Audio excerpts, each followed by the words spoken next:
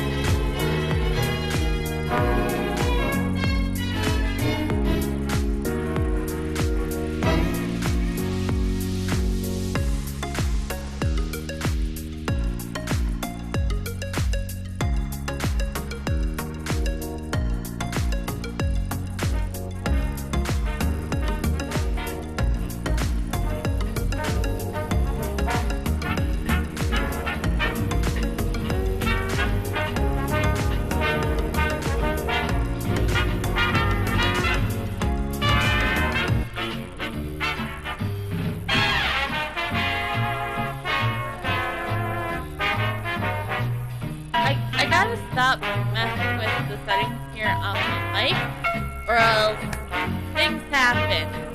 So I guess I should also get you guys music. So hi, yeah, we're streaming some more Ori Kingdom today. I really do like this game, of course. And I'm not just saying that because I am a content creator for the game, but I really do play the game. Even though I'm not actively trying to get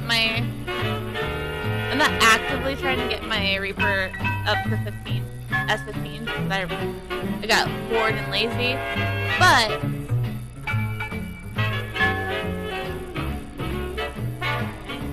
I do still enjoy the game. So before, Alexa, tell us an interesting fact. Alexa, volume 10.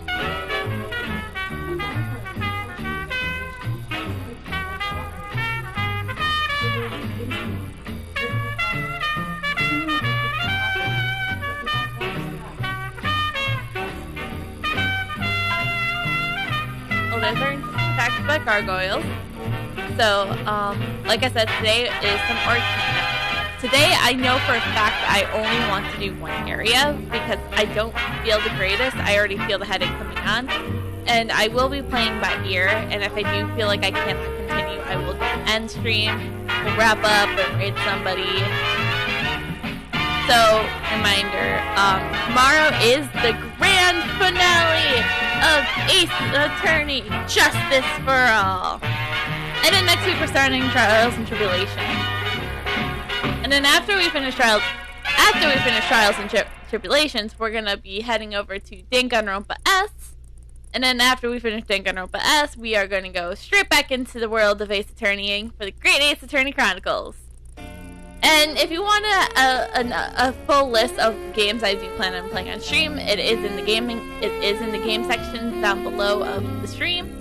So yeah, but right now, today, and then this weekend, I'm pretty sure there's gonna be Gmod. Maybe a new mod pack. I don't know if we're starting I don't know if we're starting the Minecraft thing this week or next week. I never know, and actually, to be fair, Madcap never tells us anything. In fact, he probably decides everything like 2 hours before we go live.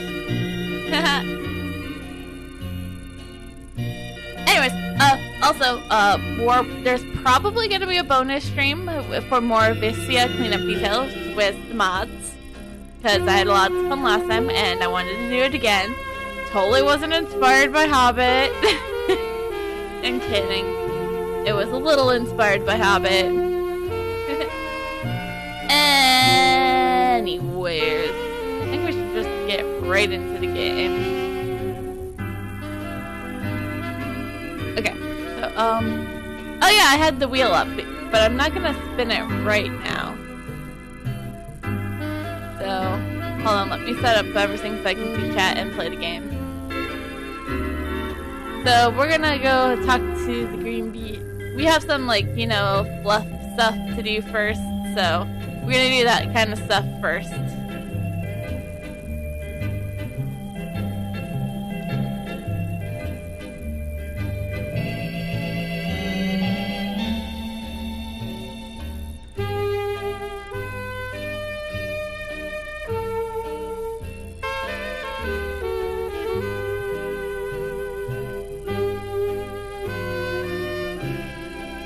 Also, for those who are watching this stream on the Twitch archive on YouTube, you're not going to be able to hear the background music anymore because last time I did that, I got a copyright strike.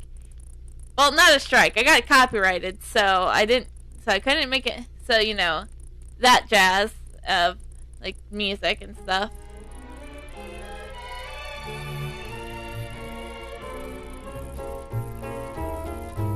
Okay, I'm just trying to make sure we have Ico ready to go. Also, I'm having a bit of lagging issues. I don't know if that is just me or the game itself.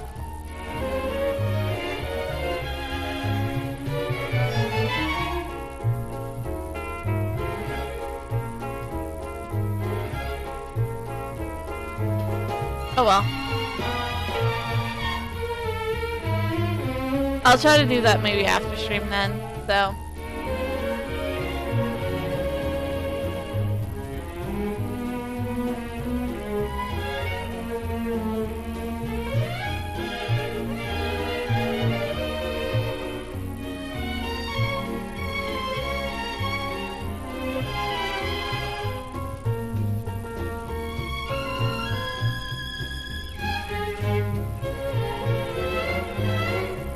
Let's go.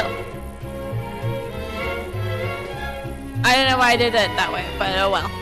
It's fine. Totally fine. 100% fine. Everything is fine. 100% fine. I said it's fine.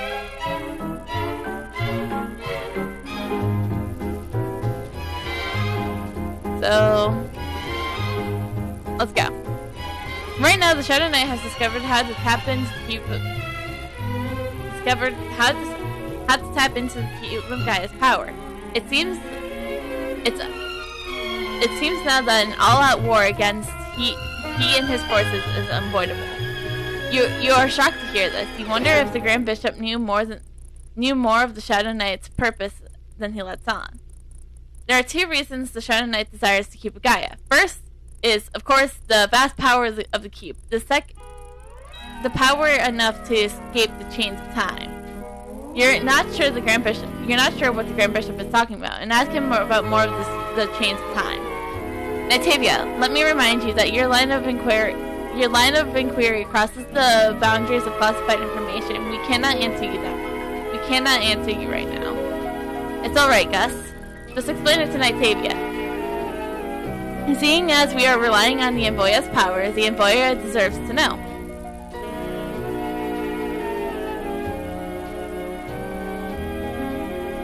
The legends of the church teaches are true. The three realms of terror, Pandemoria and the Aura Kingdom, were born of the power from the Cube of Gaia. Said the name of the game. But unlike Pandemoria and the Aura Kingdom, said the name of the game again. Our world Terraria is subject to what we call the chains of time. Even supernatural beings are subject to the change of time if they come to Terraria. They will grow, change, fade, and then die with the march of years.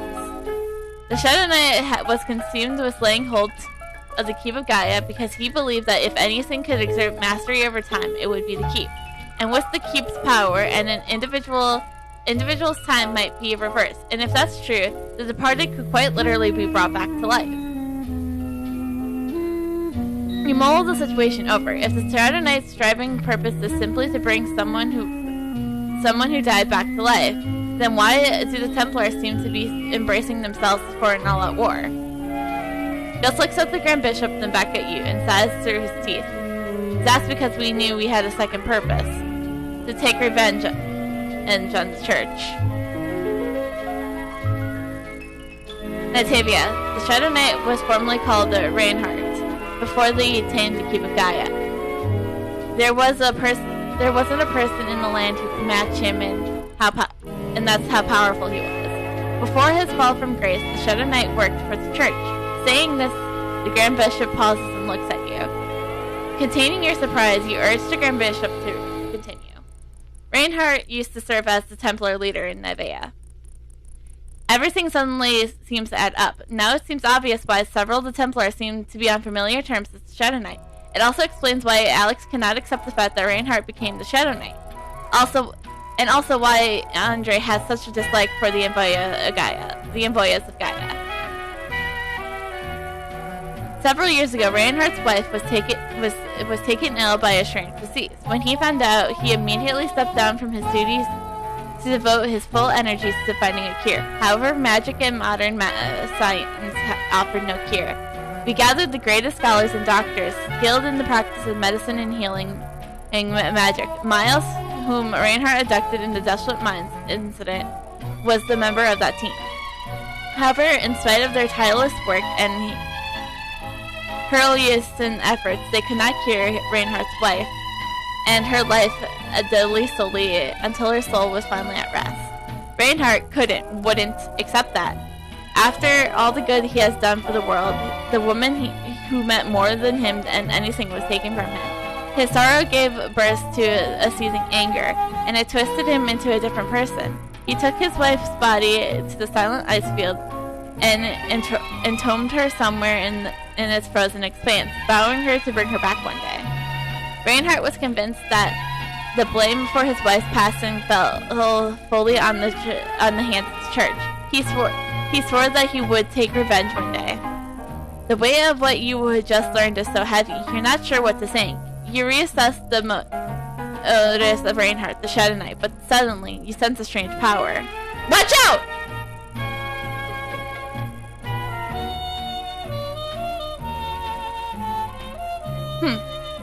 Something's wrong. This makes no sense. Yes, sounds... Even the hypocrite being, yes. Stand out, your holiness! It's the Shadow Knight! Everyone, defend the Grand Bishop!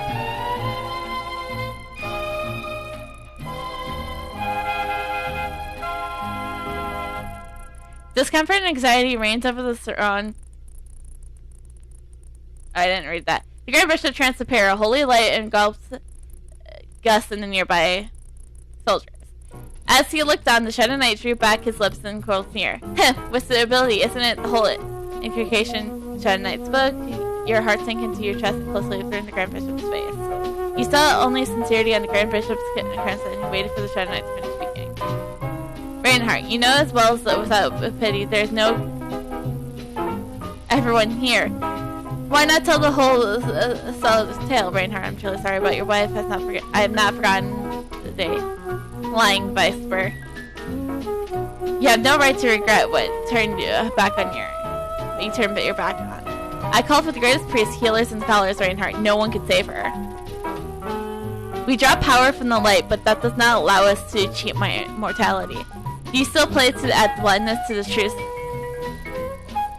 The power rests atop of the sky tower couldn't help her. This. I got your tongue. Have you had nothing to say in defense? It's true, there exists a bottle of medicine in that tower that can cure any ailment, however.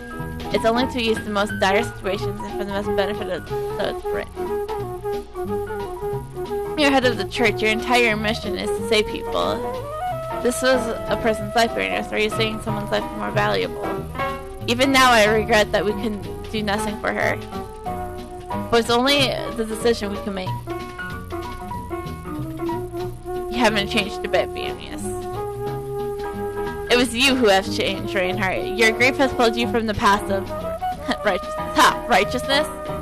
I devoted my life's work to righteousness, and then I reaped the bitter harvest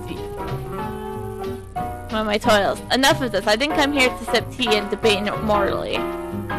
So then why have you come in then, Reinhardt?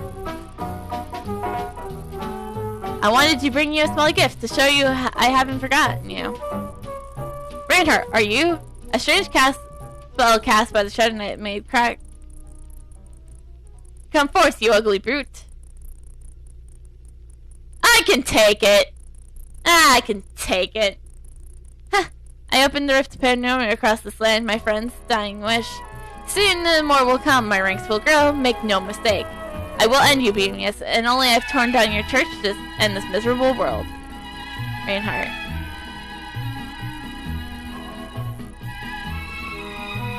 What's going on with this monster? Shadow Knight. Looks at Andre's mouth. Turning tails again, next time you won't escape. I'll pin you to my sword. Alright, Gus, escort the Grand Bishop out of here. The rest of you with me. We have a monster to slay. Alright. The light of Gaia bless us with your people and empower them.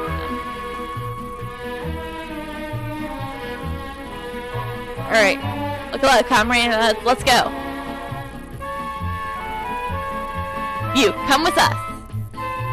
Andre says, what are you waiting for? Help us. Now for the safety and Navia, defeat this monster with Andre. Alright, let's go!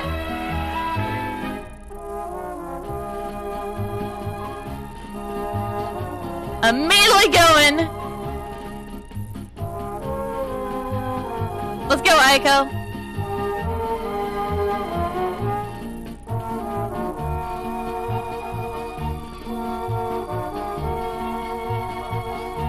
The internal bars was first shaking this very hall. The infernal demon cast down a shockwave at the Grand Bishop. Grand Bishop, watch out! Andre cries. Without a second thought, you darted in front of the Grand Bishop, hoping to block the attack. Vile monster, taste holy steel, shouted Andre in a vengeful anger. The power of light poured into Andre's sword. He raised his sword and with his mighty... AKA Andre defeats Feast. The colossal demon claps for a light. I hustle. Finally. Everyone is...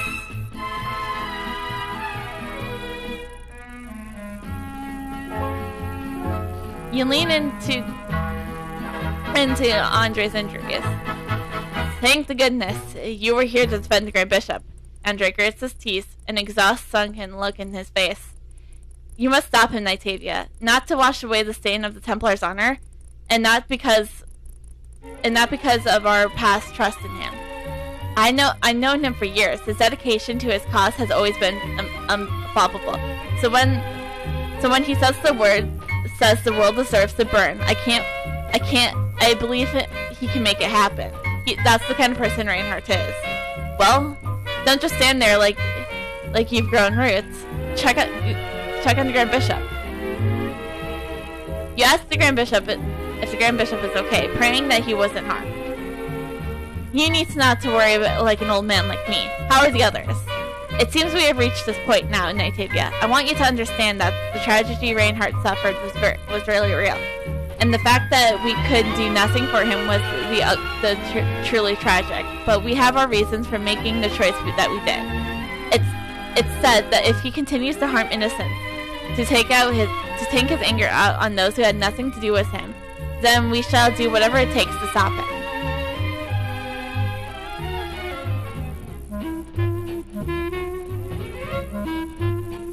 No doubt you've seen it before as you did now. Reinhardt has found ways to use the Cube of Gaia to open a direct link to the plane of Pandemonium.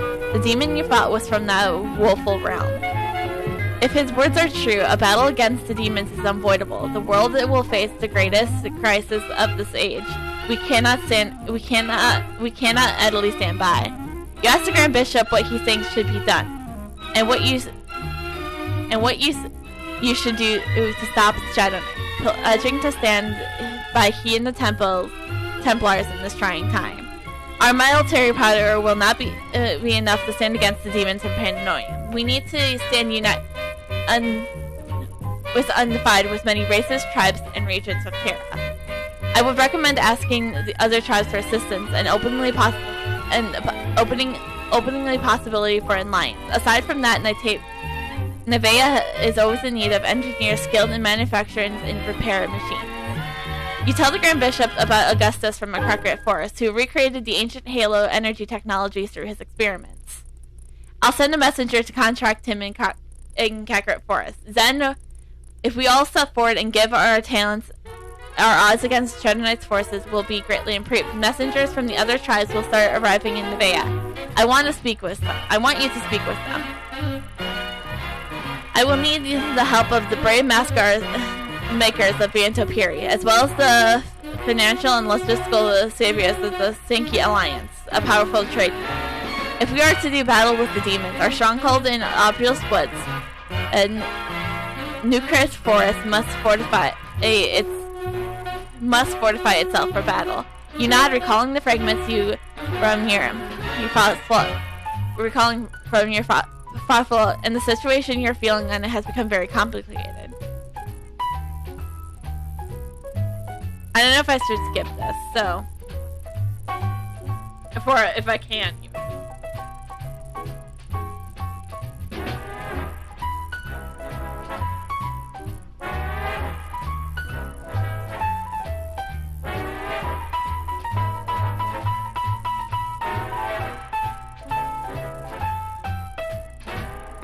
So, the world is on them.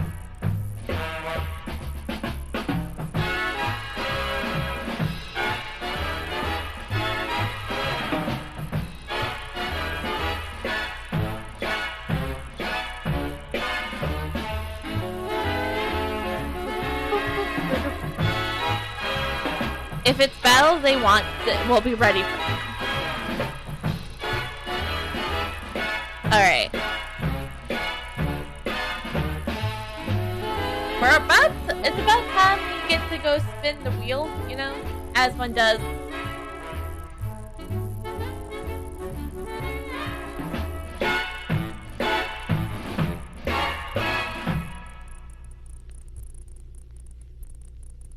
So, for those in chat, which area are you hoping we get? I don't care really which one we get because we have to do them all eventually. That's why I made the wheel. Because I didn't know how many people would be in chat.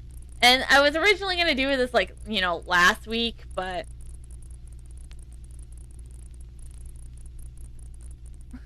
the woman before you Soil is a representative of the markers. Recently arrived from deviantART. You introduce yourself and tell her why you came.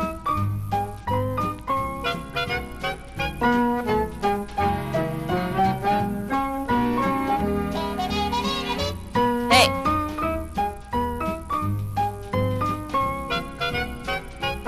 This.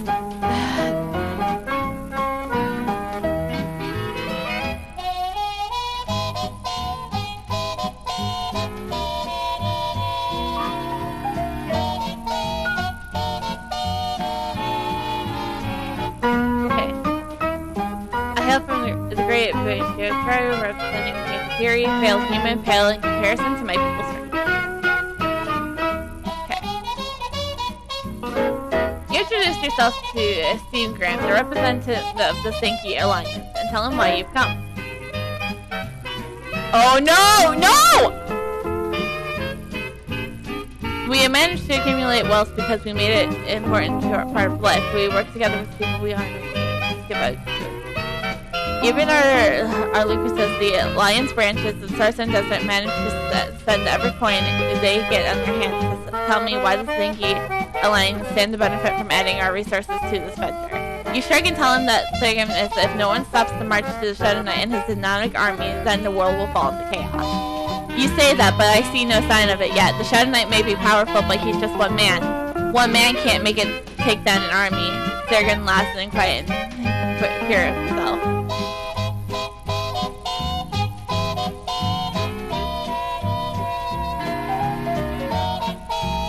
You told Glenn what the Grand Bishop told you, that Nelcare Forge in Obvious Woods would be the first line of defense against the Shadow Knight's forces.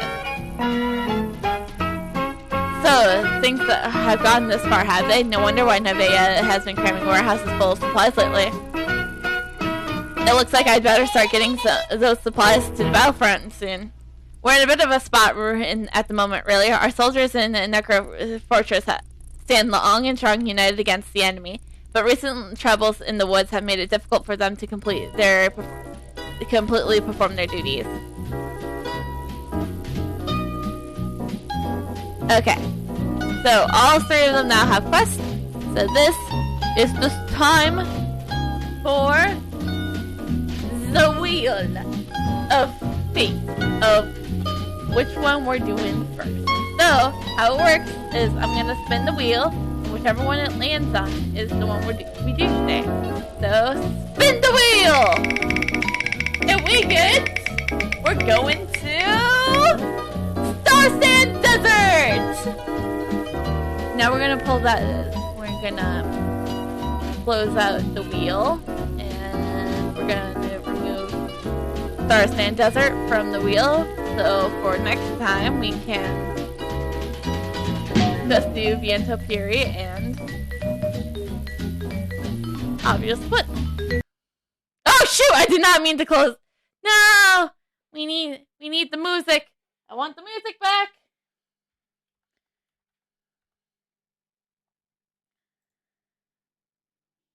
Boop boop boop boop boop boop boop. There we go. We're back. Everything's good. We good.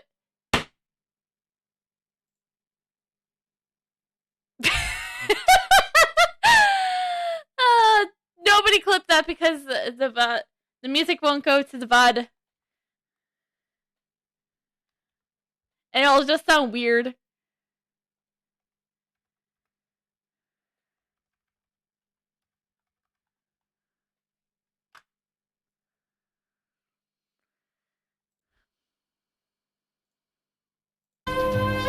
There we go.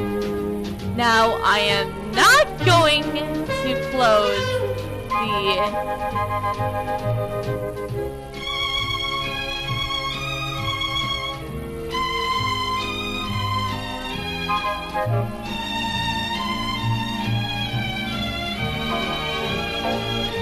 So we got Star Sand Desert. That's the one we're going to first then.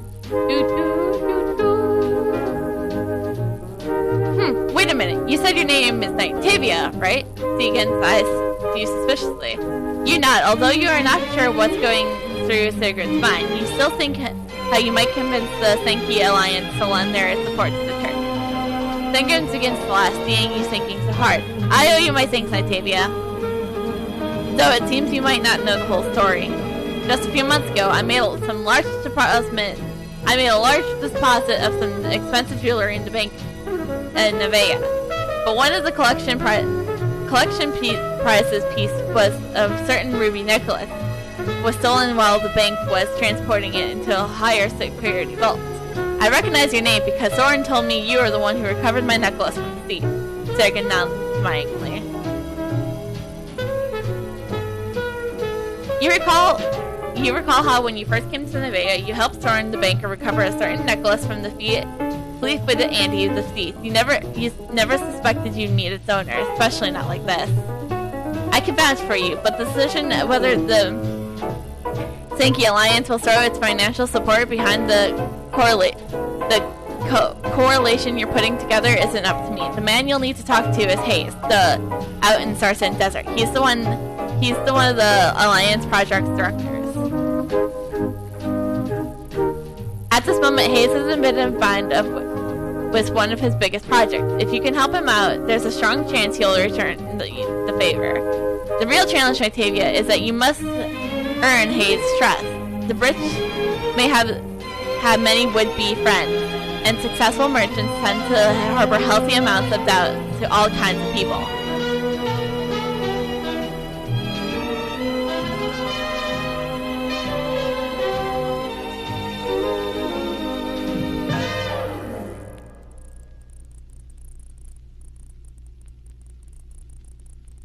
So basically we're helping out merchants.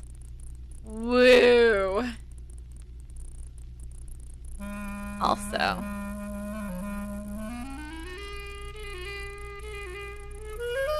Okay.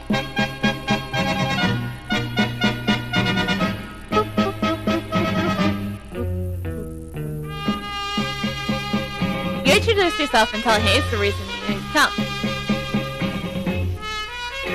I wouldn't expect you to know this, but even our division is based on the Pragma Oasis is currently in a financial pit. In fact, the way things are going, we could have our line of financial cut at any time. If I don't even have the money to cover my own expenses, how does the church expect me to help them? I'm not a golden goose. Hayes Fluster's look and couldn't be clearer. If it's part-time work you're looking for, though, that's a different story. Pay a visit to Ben, our division guard captain. He's always in need of more people. Mercenaries, especially. Hayes seems to be stressed out by his circumstance. All you can do at this point is follow what Circum's advice. Maybe taking a job with the Alliance crew, as the Oasis will build their trust in you.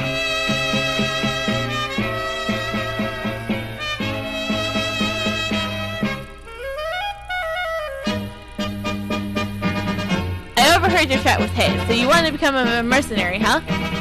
Otis, I can turn it down. How's that? Is that better?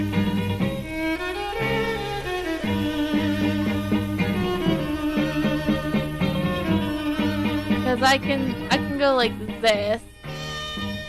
Is that better? How about, is this good? Okay.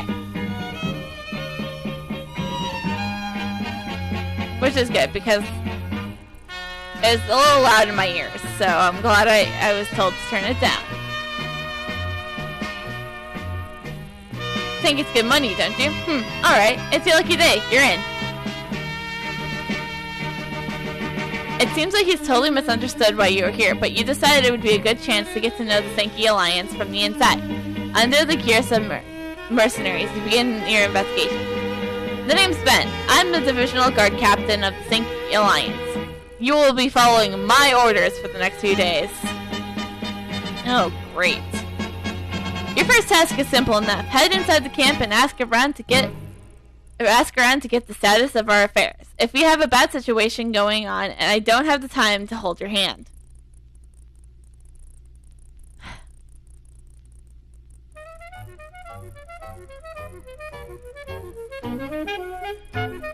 So you're the no rookie, eh? Penn must be sending you around so he doesn't have to tell you himself what's going on, the pale-faced man sighs. His name's Maxium, the leader of the second expedition team. There's only 2 expedition teams remaining in the Oasis. I'm ashamed to say it, but my team has been suspended for the time being, as most of our members have suffered injuries from the latest attack. You notice that Maximum is covered in scars and bandages. He's clearly seen better days. Me and my team were recently attacked by a large group of the Sand Owl bandits. In a fight, we lost many of our belongings and sustained many injuries. The bandits even managed to make off with a very important map. Don't talk like that, Captain. We all know you tried your best. We were simply overrun. Exactly. We're a group of archaeologists. Now that not only we were attacked by desert creatures, but have to deal with those rough Sand Owl bandits as well. The Sand Owl bandits are getting increasingly aggressive. We are really quite helpless on our own. Usually the expedition teams are there to be protected by the guards sent by the Sinki Alliance, but due to budget cuts, they can't afford to send the usual guards force out there. We're receiving less and less support. It's all true what they say, but if you think we're upset you haven't dealt with Hayes much, he's our project director. He's taking reduced funding for his program very badly. Great. Budget cuts.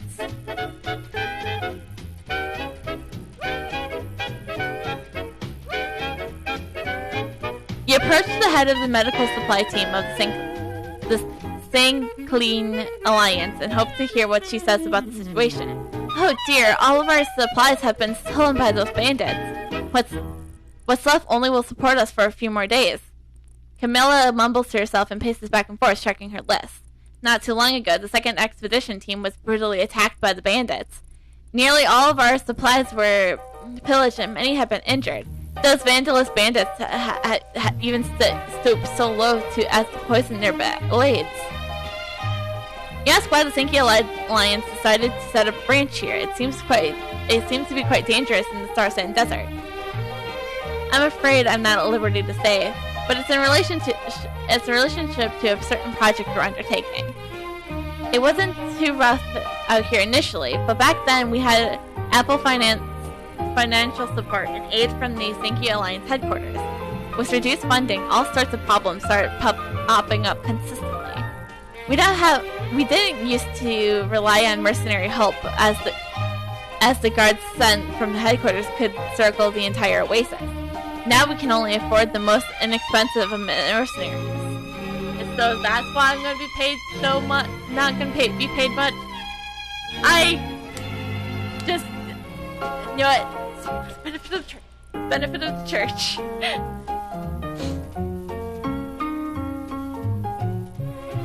I don't mean to offend you, but around here our mercenaries don't have a good reputation. If Hayes had it his way, he'd dismiss a lot of you.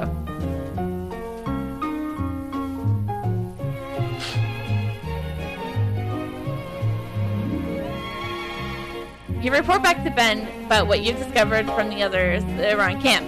Funding cuts, lack of supply of shipments, and even vicious bandits. Don't you think I know all of this?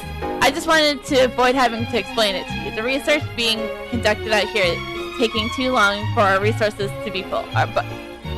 So our resources are being pulled.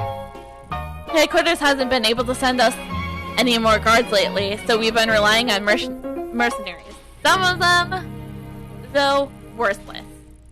Anyways, no time for chatting. You now know all that you need to. Get to work. Hold on. I need to let my nose.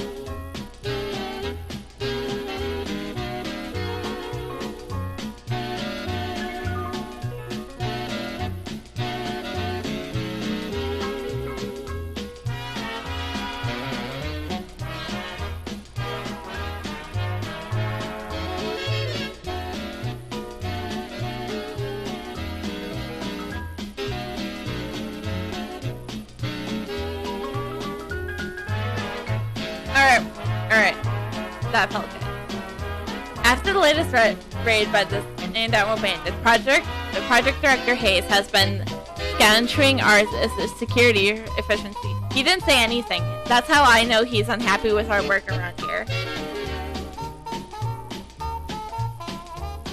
The bandits sound like a big deal, and our diminishing numbers certainly don't help. But right now, our biggest threat is the group of raging Moas outside camp. Ben lets out alongside.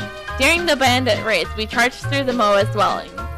So we thought the things were pretty harmless, but after messing it with their messing ground, well, they certainly want to exact the revenge upon us.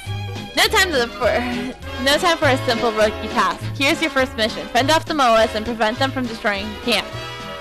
Don't want Hayes to keep looking at me like that. Ben shivers in his boots. Wow. Think I'm a rookie?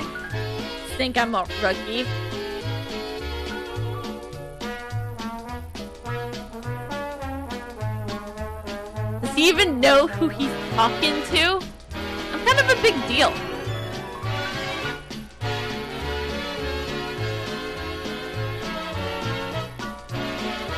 Also, I gotta get out here.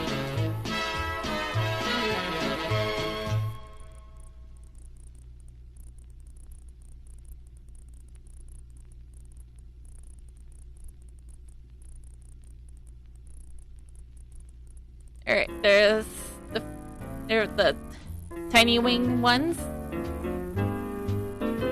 I feel bad. I'm beating up birds.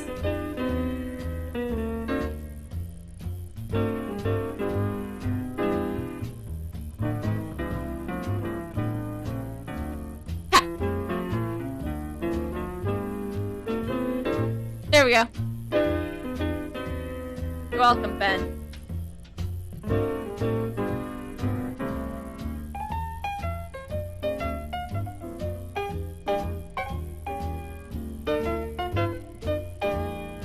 Having dealt with the Moa situation, you return to Ben and give your report. Finally, someone who can accomplish things around here. Tell me your name, rookie. After introducing yourself to Ben, you inquire about the standout bandit situation. Ben lets out another sigh. Well, they started out as a small group. Nothing to worry about. Only stole a few things that we could easily replace, but now they have a new leader who's leading them in more of an aggressive manner. Their latest wave of attacks caught us dearly, but it wasn't supply and capable fighters. You should talk to Camila. She might have something for you to do to help our injured.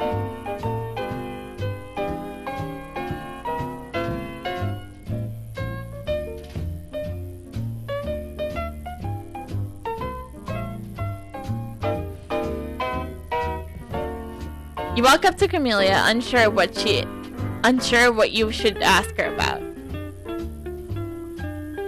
Hey, there, you're the rookie, right? I'm Camellia from the medical supply team. I think I spoke to you earlier. Do you think you can help me out? You nod, ready to help Camellia out during these stressful times. We lost many of our pack animals when we were attacked. Currently, we've been relying on manpower to move our supplies. And they're not efficient. I can hardly find volunteers to help out anymore either. I overheard what the captain told you to do with the Moas. Do you think you can manage to wrangle some Moas outside camp? If I can train them to carry our supplies, things would be much easier out here. Can do.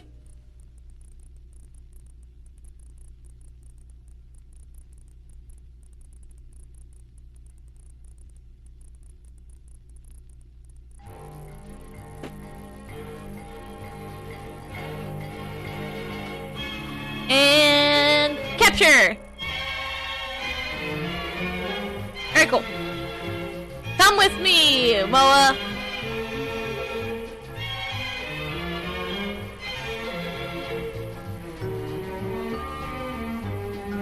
With some effort, you managed to pull the Moa over to Camellia and hand her the rope. The Moa stands up all tall and ruffles its feathers, striking an offensive posture while fighting the rope. Even though it's under the great strain, the rope holds the large bird in place. Wow, I knew they looked strong, but this is amazing. It certainly can be trained to help us out around here. Birds are pretty smart, you know?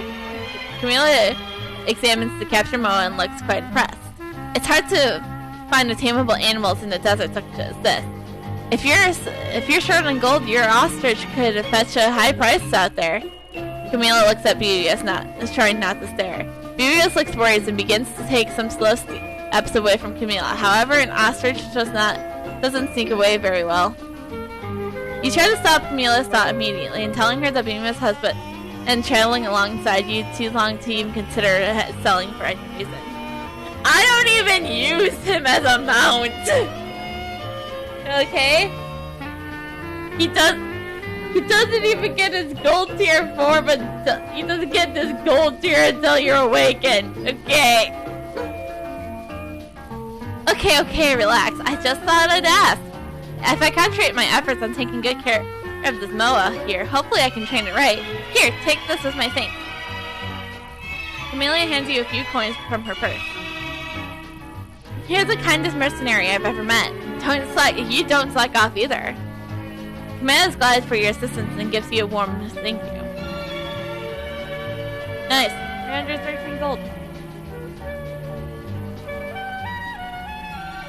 Level up! The Sandile bandits are a big threat around here. If one of them wounds you, the toxins they use sap your strength, and you can no longer fight. You ask Camellia about what the full effects of the vermins are and what kind of poisons the bandit uses. They use the venom from the curly-tailed chameleon. Once you get poisoned, you lose all your strength and can't stop shivering. But don't worry, I'm great with medicine. I'm great with medicine. In fact, I've already discovered the antidote. However, the patients need something nutritious to regain their strength fully. Moa eggs are packed with nutrition and are perfect help for the patient's recovery. Please, can you collect some for me? For them? Can do. And boom, boom.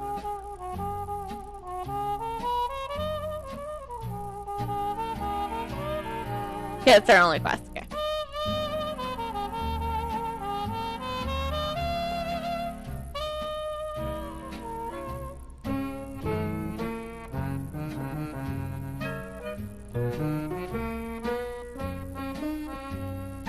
Alright. 1 Moa egg. Dose Moa eggs. Trace Moa egg. I don't know how to say Moa or egg in Spanish. But 4. 5. 6.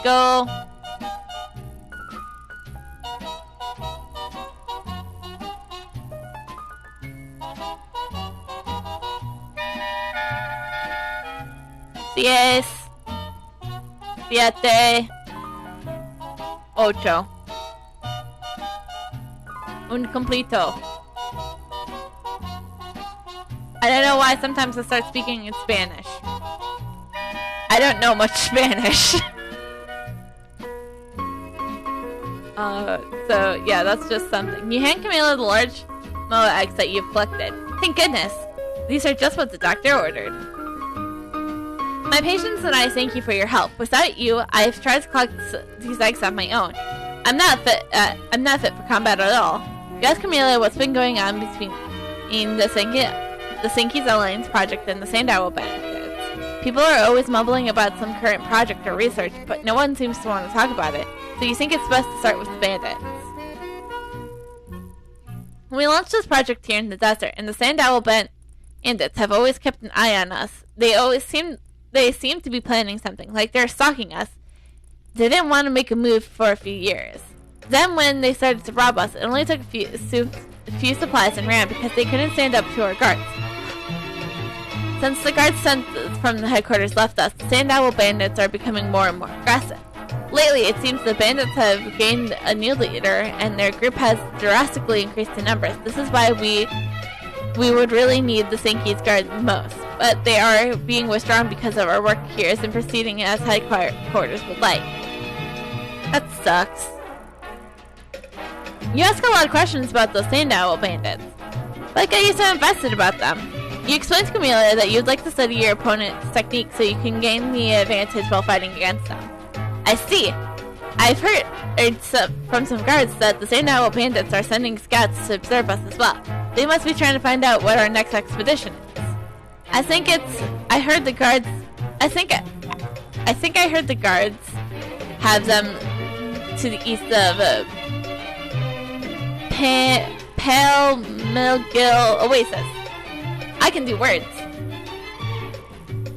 You merely nod and tell Camilo that you will go investigate the problem. Nitavia, are you sure you can take them on alone? If you do manage it, Ben will certainly be thankful. Whatever the results, please report back and let him know what's going on. Please be careful. Camellia looks worried.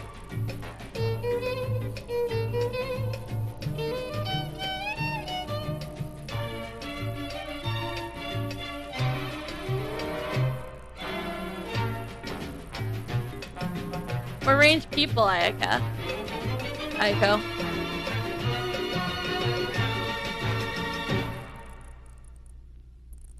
They can't get near us because pew pew pew guns.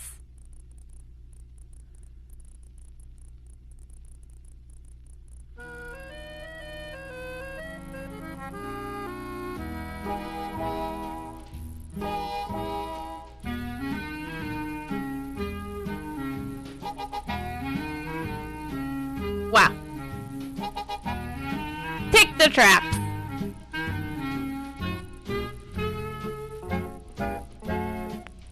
Shadow Strike. Ha!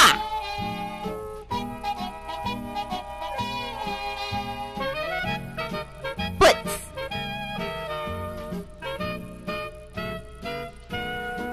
See, no one needs to worry. We're power. We're too great.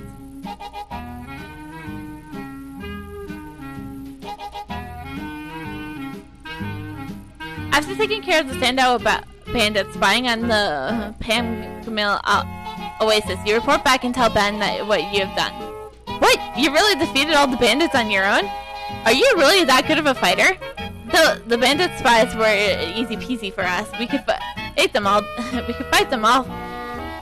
We could fight them off all day.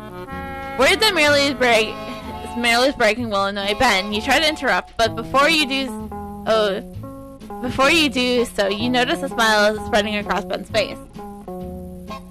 You've been one surprise after another, Nitavia. Compared to the other mercenaries I have hired, you seem to be too good to be true. Thanks. Just doing my job. It may not be the job you assigned me, but it's the job for the church. With someone like you around, we may be able to send you as backup for our mercenaries in the field. Here's what you'll be getting yourself into. I've deployed a troop of mercenaries to handle the Sandow bandit situation. They're not the best mercenaries I've seen. Actually quite useless, but there's no reason just to leave them there without backup. I want you to head out there and give them a hand. While you're at it, maybe you can also eliminate the whole Sandow group. Ha! If you can accomplish this, Hayes might hire you as a full member of the division. I'll tell the supply clerk what's her name to prepare some supplies for you and the other merchants. What are you standing around for? Move out! Okay.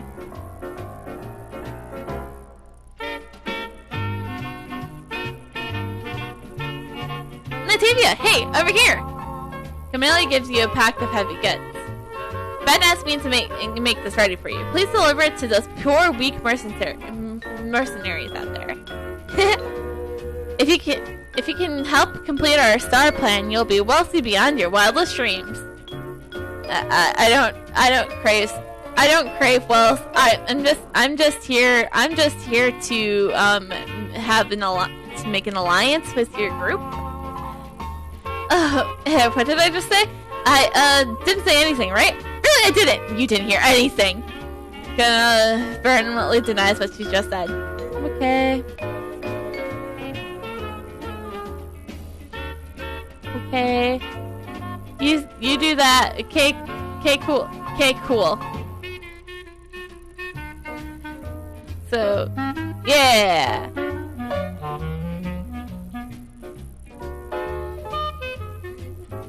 Everything is fine. No need. When you approach Bella and her men, you noticed her giving you a very suspicious look. You sense that had you not had your weapon put away, you could have been attacked. A bandit? Are you a bandit? If you were, I'm pretty sure we'd be fighting. Oh, so you're one of us. Wait, I've never seen you around anywhere. Who are you? Bella looks completely fizzled and you worry about her mental state. You tell Pharaoh that the captain sent you to help them out as well as bring fresh supplies. If you move out into the sand plains, you can avoid the bandit patrol. At least that's what I was told. Unfortunately, we did run into a patrol. We survived the scuffle, but Jonah got hurt. Even though they sent just one person, it's better than no one at all. She tries to be positive. I'm not going to try to pronounce her name. We just defeated a patrolman from the bandit group. A small victory, but it's a start. But we're about to move forward to the Sand Owl camp. But a group of sandy amarillos are blocking our way. She points out the sandy amarillos nearby. We're just about to take the sandy amarillos off if you want to join us. Sure, I guess.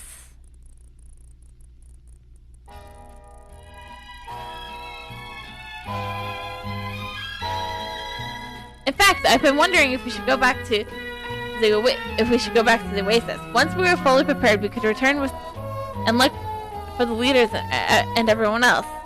She asked for your opinion. Most of the mercenaries have lost the will to fight and are exhausted, but you decided to keep your opinion to yourself and ask her about the Sand Owl group. The Sand Owl group recruits mostly avians and humans. From what I have seen in the past, they're not very good in battle. They have been growing in strength lately, though. They must have been beefed up in their training for recruits. If you expect mercenaries like us to take over the Sand Owl camp, it's going to be difficult. We need a hefty stock of arrows, so then we can attack from a distance and avoid a close-range fight. But our arrow supply has run low recently. Didn't you say that you just encountered a single owl patrolman? Why were so many arrows used? Mary looked puzzled. There has been only one Sand Owl patrolman, but a group of armored beasts as well. We shot the armored beasts to try to scare them off, but it didn't do anything. If you collect the arrows stuck in the armored beasts and ones in the bushes, we might be able to refill our arrow supplies.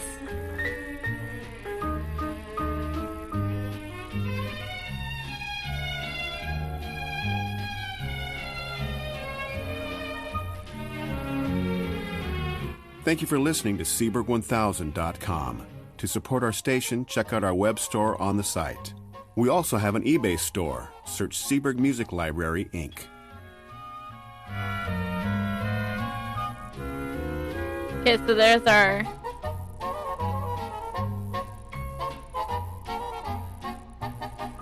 sandy ones. Boom, boom, boom, boom.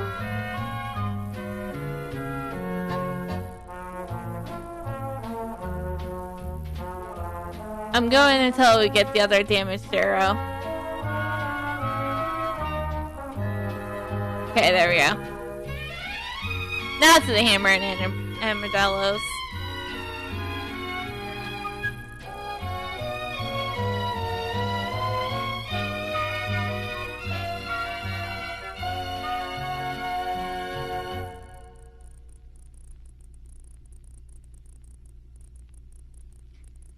There we go.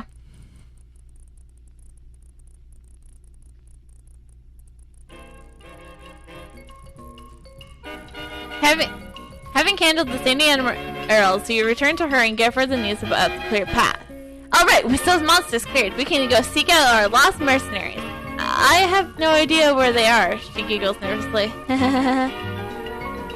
By shocked of this return of events, you still have no idea where some of the mercenary troops were both missing. You ask her if she knows where her companions could be. If it's possible that they have been trapped by the Sandal bandits. Of course there's more of us. We intend to cross the cracked lake sand in the plains so we could surprise the Sandal group. But our plan was found out, and they started attacking us. I thought it could be a good idea to split up. Maybe confuse them, but we didn't really organize our routes. I'm dealing with fucking amateurs. God damn it. Amateurs! Gosh, the Trina Highland people were more capable of... Actually, to be fair, they're hunters, so... I may as well be alone out here, though. These other mercenaries, after a single fight, have become so scared and timid. Look at this one. He calls himself Jonah. I call him a wimp. He's shaking like a leaf. When you look to the other mercenaries, all of whom are trembling with fear, you see that many of them are wounded, although not fatally. Look at them! So many arrows! She looks up. She upholds most of the broken arrows, useless arrows, proudly. The tale of wasting arrows is on the heavily armored Armadillos and trying to use those damaged arrows to attack the bandits' camp. You now fully understand why Ben calls these mercenaries useless. So I'm gonna do all the heavy lifting here, then, aren't I? Pretty much.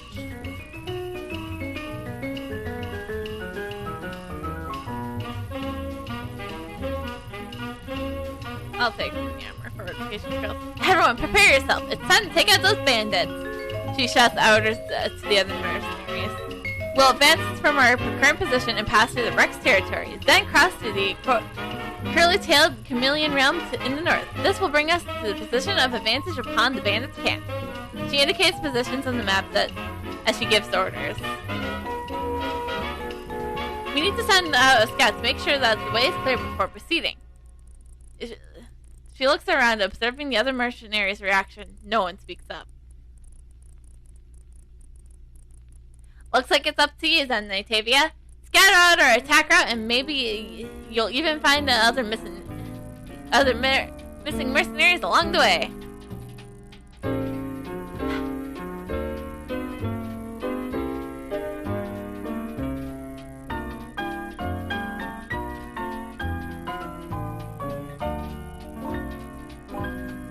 No, their path is not clear at all. Nope, not in the slightest.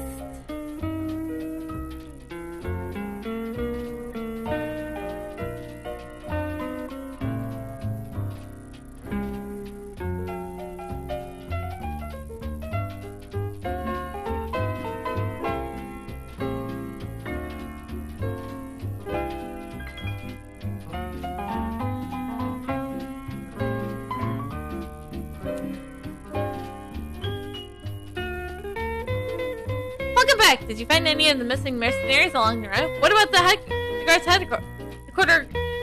headquarters guards? Did you find anyone out there? She looks worried. You slowly shake your head. You found no one along the route you scouted.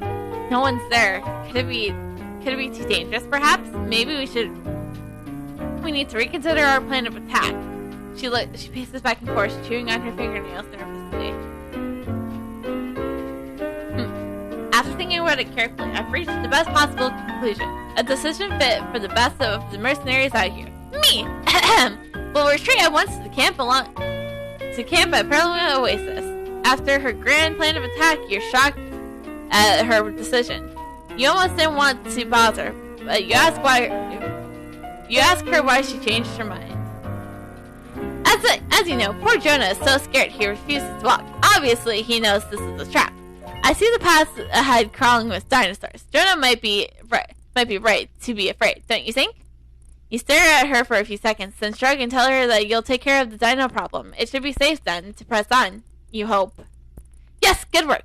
What would I do without my great decision making? Get out there at once. If something goes wrong though, we'll totally just retreat or rescue you. Yay! Great plan, everyone. I attack, you run. Woo!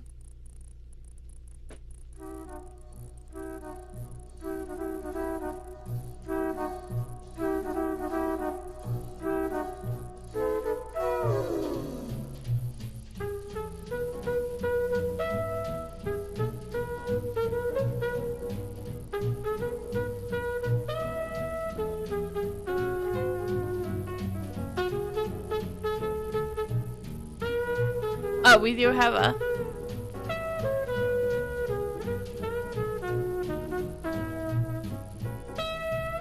Yes. We wear.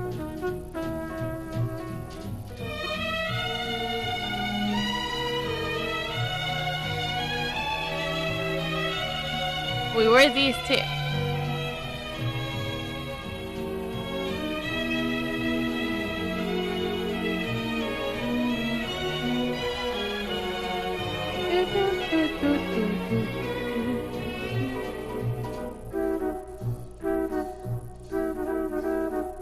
Okay, now let's feed Ayako. Oh! So, I need to get her... I probably need to get her more... I need more experience crystals now for her. Oh, another valuable chest. Cool.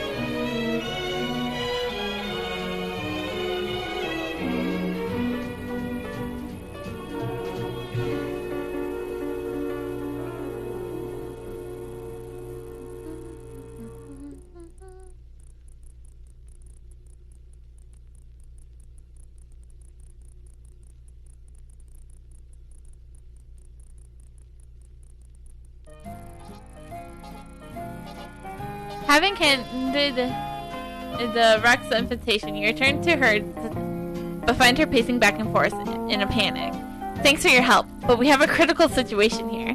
She looks around and turns and looks at Jonah with concern. You see that Jonah is lying on the ground, shivering. He has become paralyzed with fear and seems to be unconscious. His lips are so pale. Could this be the effect of the Sand Owl bandit's poison? There's no time to spare. You quickly tell Farah that you think that Jonah and many other mercenaries could likely be poisoned. You ask her to examine them at once. What? Poison! I'm on it! So basically I'm taking charge here, basically. What have we... It looks like just a regular blade wound.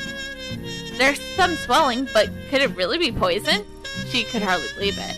When Jonah said he lost his strength and started to shiver, I thought it was simply because he was a coward. After listening to her description of Jonah's reaction, you remember what Camellia told you about the curly-tailed chameleon's feminine shock back at camp. You tell her that you know all about the poison and its antidote. Ah, is it really that complicated? I only have a basic antidote, and that won't work on this particular poison. If we don't get the right venom to make our own antidote, Jonah will... You put your hand on her shoulder and tell her to watch over Jonah. You'll head out and collect the curly-tailed chameleon's venom for the antidote. Okay, then it's all in your hand. I heard that the curly-tailed chameleons like to hang around the entrance of the Sand Owl camp. Please be quick.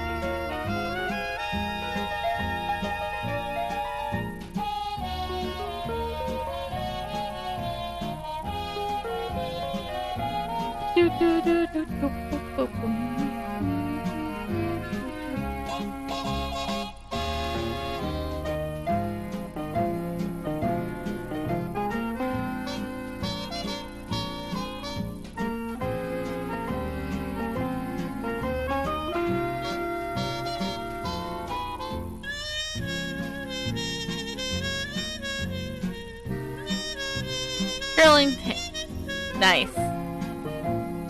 I'll take the loyalty points. Loyalty is awesome.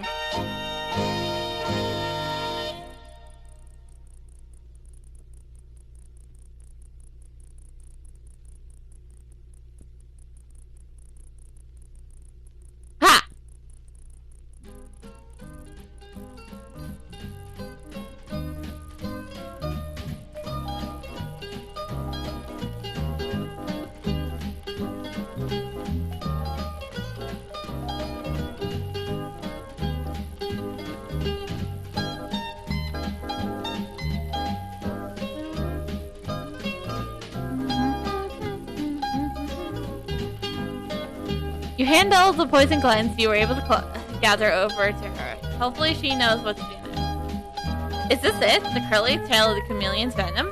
She looks tense. Okay, I'll get started. I started alchemy long ago, before I became a mercenary. I gotta make it up to Jonah, the way I treated him. She gets to work right away. This should just be the right amount. If I'm not careful and put in too much venom, this antidote will make Jonah worse. She mixes the venom and basic antidote carefully.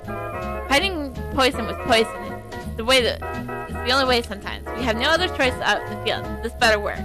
She tries to give Jonah the antidote, but is trembling like a leaf. Here, I'm too nervous to administer the antidote. I get him to drink it as soon as possible. Hopefully it'll cease his pain quickly. She, exhausted, wipes the sweat from her brow.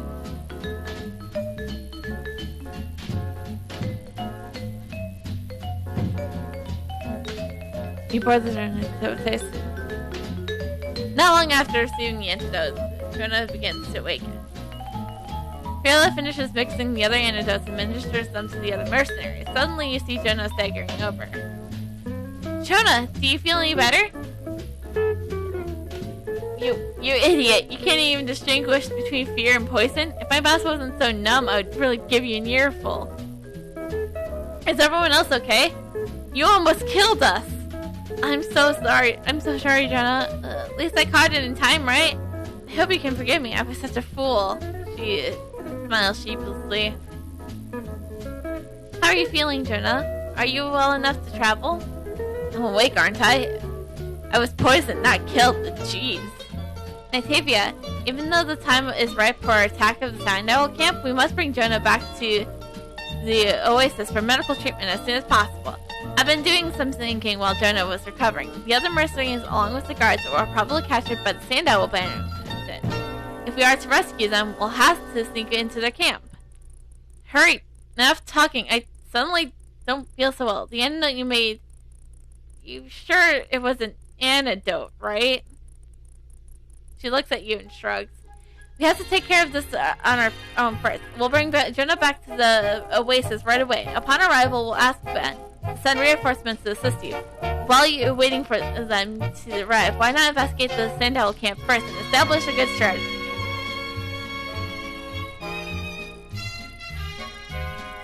Or I'm just gonna take care of it all myself, because you guys are pretty useless. Ben's words, not mine.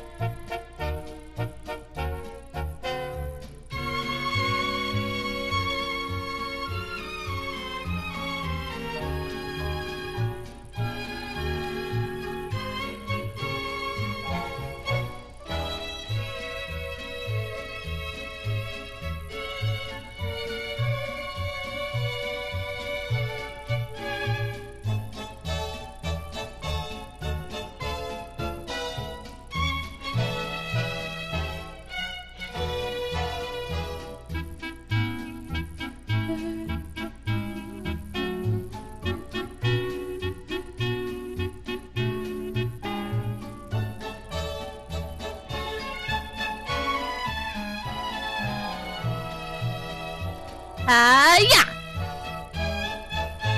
Ha!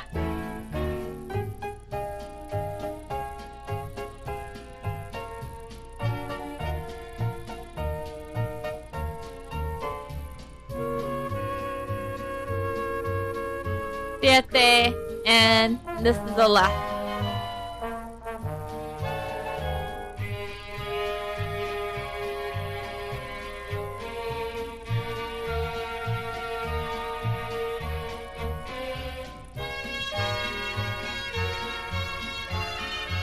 As you approach the trap mercenaries, you're quite taken back by the looks of extreme disgust. You scum only captured us because we let down our guard down for a second. We have nothing to say to you. Don't even ask us to reveal our leaders or our plans or anything. We'll never talk. Never, I say! You introduce yourself to Cleve and tell him that you are not a bandit. Is that a fact? I heard you. The rookie. Nitavia. Did Ben send you here? Thank goodness. Get us out of here!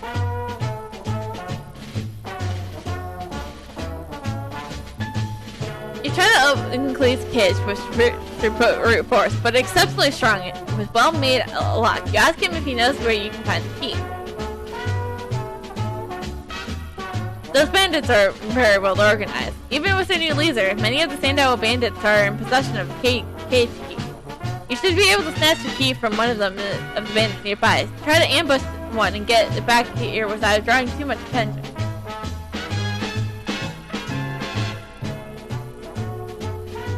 You guys are so welcome that I'm a well-capable fighter.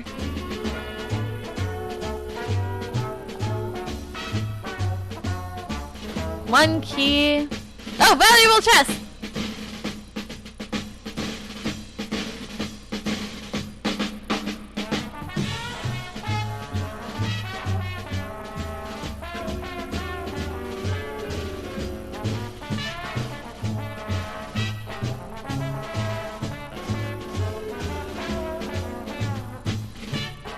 Boom.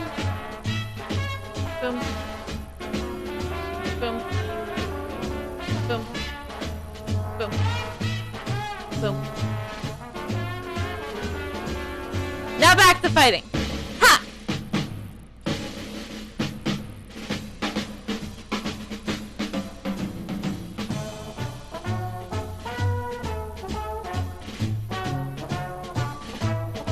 We need one more key. You didn't get a key. Give us the key, damn it! Thank you.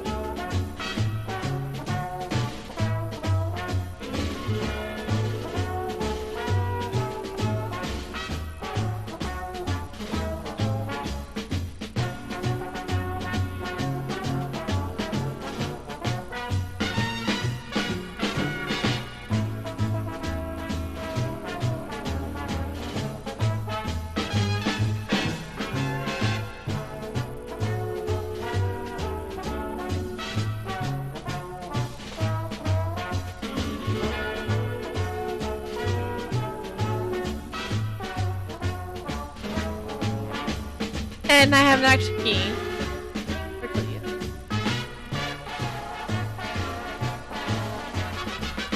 Alright, we're almost free from these cages. We should begin to work out how to sneak out of camp. Unless someone has a better idea. I think we... Hold on! You're just gonna run away? What about revenge? The thief captain's sent's right over there. Are you kidding me? I know he needs to be stopped, but there's no way any of us can stand up to him. We have to get out of here while we still have the chance. Once we regroup, we can figure out how to deal with the thief captain. Please stop to think for a moment. It doesn't matter whether we fight or run. We're sitting ducks without any gear. Natavia, you're the only one of us who can move around the camp. Can you help us re-equip? Natavia, I need to ask you this one last favor. Cleve looks around and continues to talk softly. When we were in prison, a sand owl hunter stripped us of our weapons and armor. Would you mind doing us this great favor and stealing back for us? Once we're fully equipped, we can be able to escape ourselves. Wow.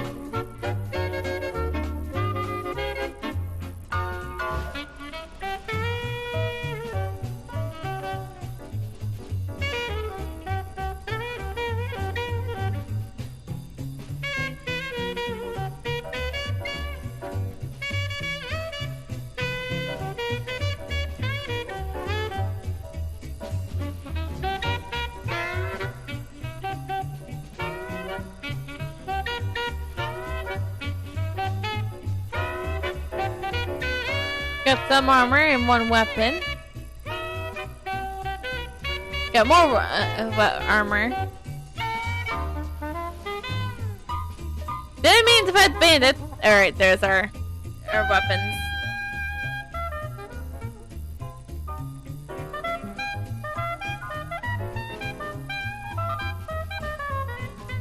You hand the equipment you managed to recover over to Clee. The mercenaries begin to gear up quickly and still trying to give it the illusion that they're locked in their cages.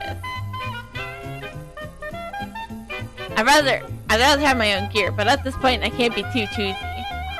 Suit up, people. It won't be long before those bandits figure out that we gave them a slip.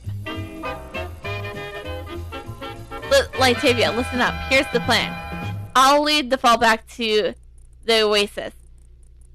But there's still someone here who could use your help. There's a guy named Freddy who's with us, a part of the Alliance Guard. He managed to escape on his own and tried to take out the bandits' leader. But we don't know what happened after that. He's the one who led us to the Sandal camp in order to locate an item of importance for the Sankey Alliance. When the first expedition team was captured by the Sandal bandits, that important item was stolen. Freddy didn't dare to report the missing item to Hayes until it was safe in the Alliance grasp once more. What's so important to the Alliance? Merely questions. Suddenly jogs your memory about something Camellia mentioned back in the Oasis. Something about a star plan? Seriously? You forgot? Doesn't matter. We're mercenaries. As long as we get paid, we'll help whoever. Those little secrets kept by the nervous merchants. As for the secret item, us mercenaries are in the need-to-know policy. In this case, we didn't really need to know, apparently. Anyways, I suspect he's still alive, hiding somewhere in the Sandal camp. If you go there and stir up a commotion, he will see his chance to renovate you to escape. Watch out with the patrol sound. For the patrolling Sandal knife masters. I think it'll be fine. I'm getting worried about Freddy, so you better move quickly.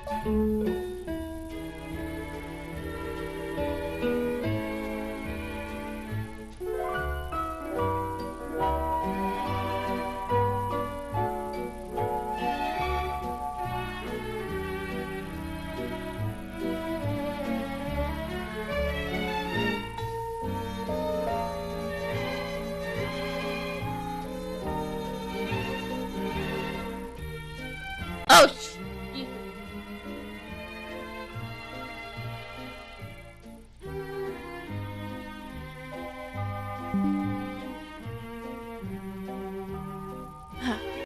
There we go. God, knifemen. Also, they're holding axes. How dare you call an axe a knife? They're nowhere near the same weapon. I imagine daintily little things from these things, because they're knife masters. Knives are not big axes.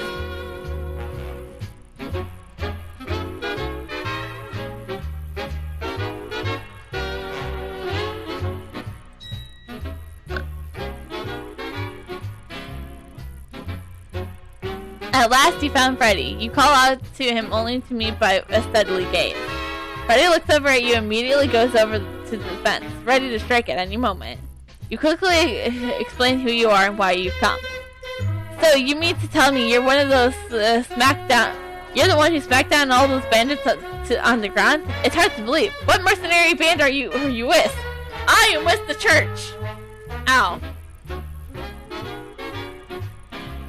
Freddy continues to talk with you, looking even more surprised. You tell him that Khalifa and the others escaped to the Oasis and I hope to renovate with him there.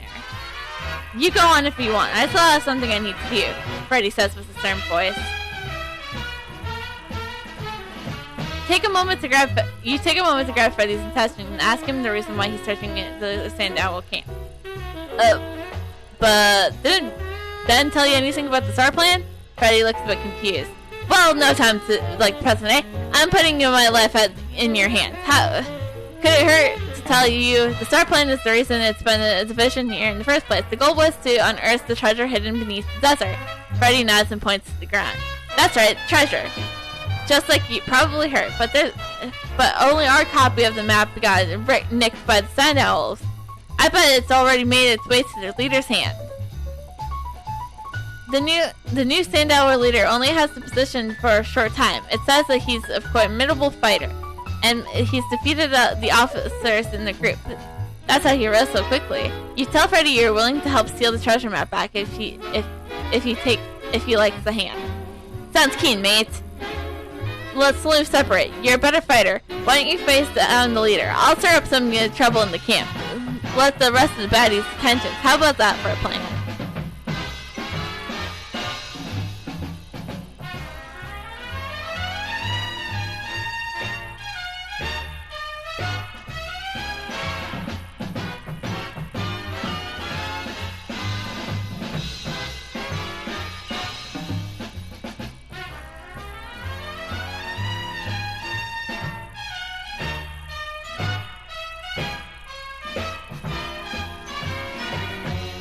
There we go.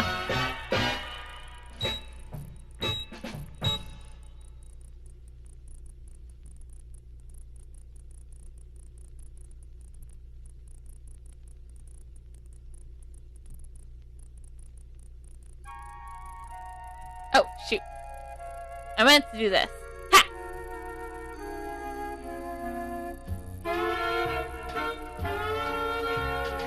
Even though you rushed at him, weapon drawn, Halger calmly stands before you while looking you up and down.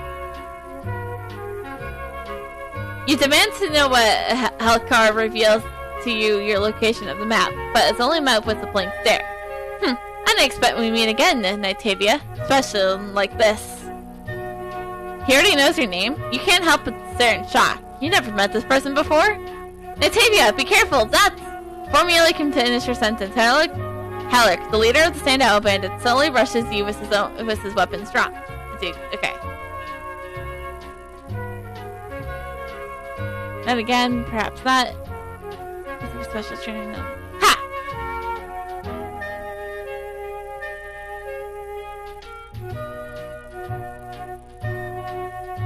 Once maybe looked, but twice is no near chance. Just as you're about to defeat Hallecker, a woman's voice is carried in on the wind. Even Hallecker. Perhaps I should say my new Eidolon has lost to you. How boring. A familiar form boldly walks up to you. Caroline, it can't be. The one who turned in Kakarot Fork practically upside down with her rage. You never thought you'd see your nemesis out here. Wait, so she's basically our nemesis? I have hope after Kakarot Forest. You've learned that it doesn't pay to stick your nose in others' business. Caroline laughs inconsistently. It seems we both matured. I hate to admit it, but you may have the edge as far as mastering this power is concerning. Caroline narrows her eyes. You're here for the treasure map, right? Go on, and this musty old thing get out of my sight. Consider it a boon for your better. Before you can react, Caroline and Hallecker disappear in a flash of light, leaving behind only Hallecker's famous image. Afterimage. Breathless Freddy dashes to your side. Wow, send them pack him, did ya? You got the map, right? I bet Hayes will be happy to have that back. How will you take this back to the Oasis? Well, I round up some other mercs to truck some supplies back there. Streaming live 24 hours a day, 7 days a week from Los Angeles, California. This is the Seaberg1000.com background music broadcast. Thanks for listening. So the thing you want to clarify with her, but there's no way you can continue under these sorts of circumstances. At least you found the treasure map. Hurry up and bring it to Hayes.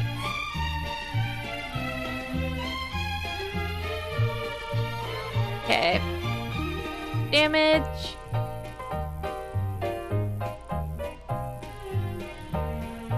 Boy, a path.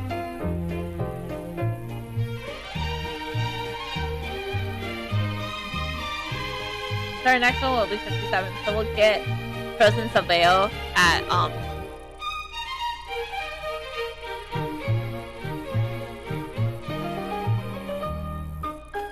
You hand the treasure map to Hayes.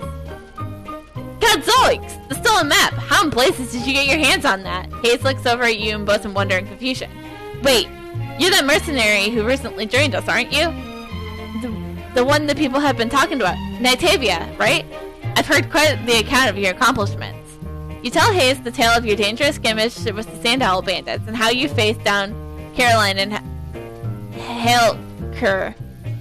Well, you certainly have the knack for this sort of thing. Might you be interested in joining us? Might you be interested in joining us in a more full-time capacity? With the Star Plan bears fruit, you'll have more money than you can. You'll have more money than you can spend. But I'm getting ahead of myself. Let me explain the particulars of Star Plan. If it catches your interest, I got the paperwork to sign you on as a partner right here. If you know the region's legends, you may have heard the massive complex of ruins long ago vanished beneath the desert sand. There is only fable Osman Temple, seats of the old kingdom. Wealth in those ruins can make hordes of today's rulers look like pauper's pennies. And this right here is the only known map showing its location. Hayes spreads the map proudly before you. According to the map, Altanamon Temple is actually on the other side of the desert. The problem is just it's not possible to walk straight through there, even with plentiful supplies. Only Akara knows the shifting paths of the desert, but no one knows. No matter how we tried to petition and persuade him, he couldn't just agree to guide us. If you're willing to join up with us, do you think you could maybe convince Akara for me? You got a trustworthy look about you. Perhaps you'll succeed where we fail. Yes, this is the face of trustworthiness. I just look at somebody and be like, and they'll be like, yeah, I trust you. And then I backstab them. I'm kidding, I don't backstab, I work for the church.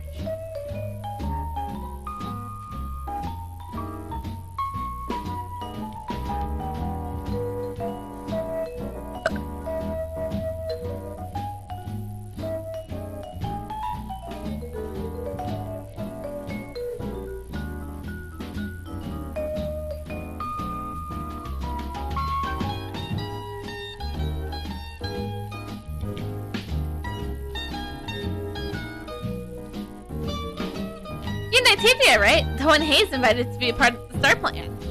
Waiting no response, Tina continues to talk. Wow, a personal invitation from Hayes? That's quite the honor. To be in charge of such a large division of the Sankey Alliance requires not only ability, but also the elaborate network of people and great diplomatic skills. You mentioned Akara to Tina, inquiring as the current situation and any tips to convince him to help. That person is frustratingly mysterious. His standoffishness to merchants like us. Like we're not worth his time. Tina looks at Karkas and sticks her tongue out, then draws it back in self-consciously. Anyways, as for Akara, back when Arcavian got lost in the desert, Akara was the one who found us. He led us back to the oasis. Without him, who knows what could have happened. But when Hayes invited Akara to invite the cavemen to the desert, to the ultimate temple, Akara turned him down flat, left the oasis and came here alone. If you're trying to get him to join up, you're probably wasting your time. I was sent here to persuade him, but can't get him to budge on an inch on the decision. I can't imagine him agreeing to it. Akara frowns, apparently lost in thought. He waited patiently before deciding to speak. After a friendly introduction, you begin to explain Hayes' request to the particular-looking dwarf. Akara frowns submissively as he holds up his hands to interrupt you. Did Hayes put you up to this? Wasting your time. With his hands still suspended in the air, he looks over on your shoulder and suddenly seems a bit unveiled. Quickly he returns to his calm demeanor. What did you say your name was? Nightavia, was it? This name, it means something to me. Come here, closer. Let me take a good look at you. Interesting. You and that girl are much alike. Across the plaza, studying you with a gaze, then looks at merely for what it feels like a long time. You seem to experience much for one so young. Perhaps you might be willing to do me a favor. Then we can sit down and have a talk about the request that you brought here. There is something I need to do, but first I must concoct a certain potion. Without that potion, I can't do what I need. Many paralyzing spiderlings inhabit the area around the tower. I'd like you to bring me some of their gland, as well as some vermin bug eggs. Anything for the weirdo, I guess.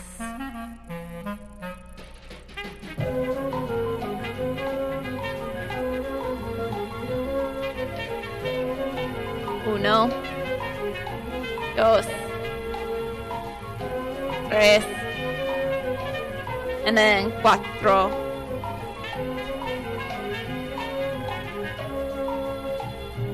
I might do other languages as soon as I learn how to count and notes and set other languages, but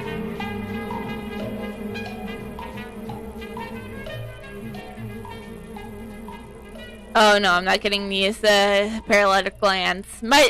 Shit, you gotta talk about them. Paralytical glands. What can I say about them? They're quite paralyzing. I don't know.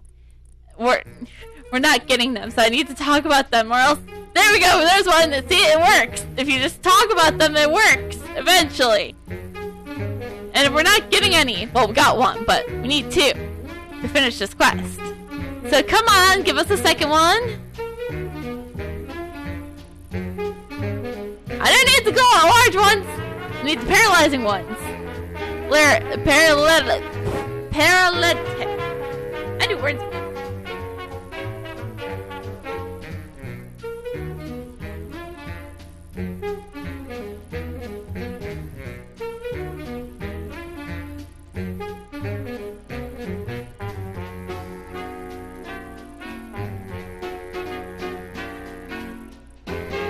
Back so soon? How did your task go? Akara stares at you creepily as he waits for your answer. You hand the paralyzing spider glands and the burning bug eggs over. You You seem rather trustworthy sort, especially for someone affiliated with Hayes Cavernous. I just may have a use for you, as you do for me. He takes the glands and eggs from you. As you were gathering those, I thought things over and decided if you are along, I will guide the cavern through the desert to the Omelin Temple.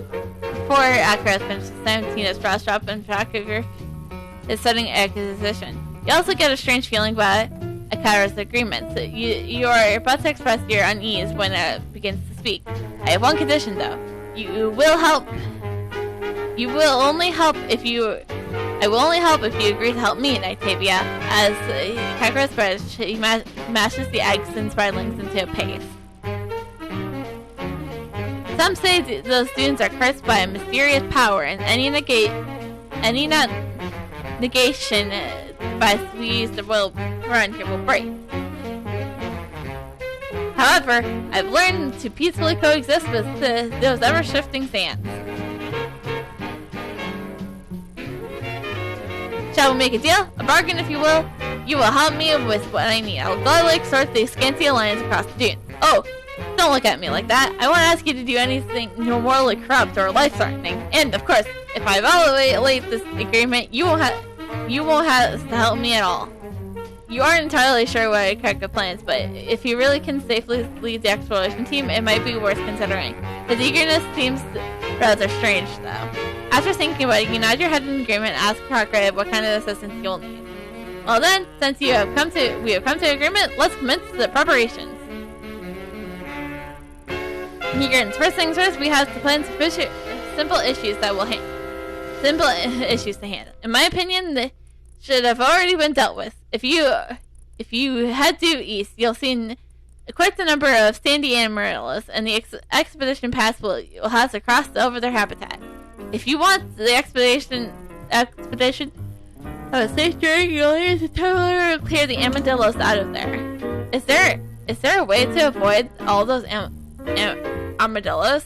They look quite formidable. Worried, Tina's voice barely whispered. I have given you my advice, but it's up to you next. To answer your question, this route is one of the desert's least dangerous paths. Akara turns back, mixing his potion.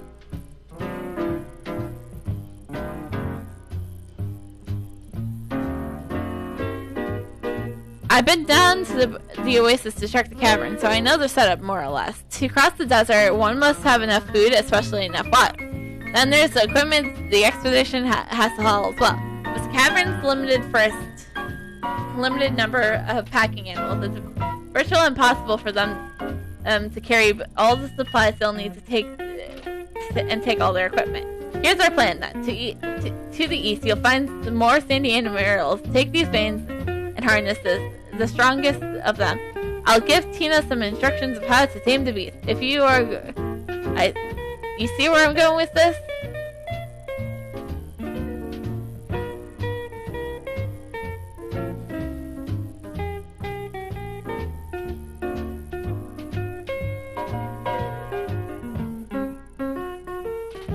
Actually, while we're here, the prevalent merchant's here too, so let's...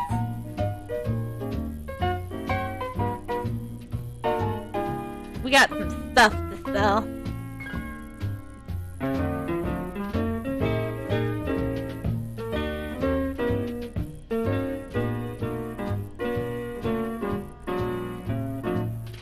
There we go.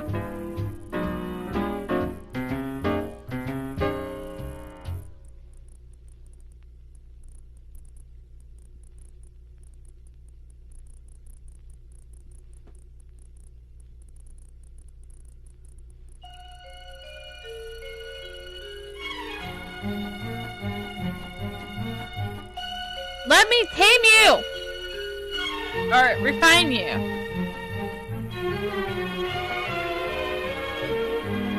Now we're more to fight.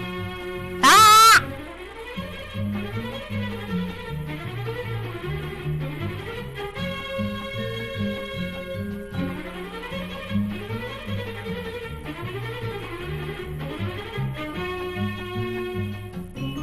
Thanks for doing one.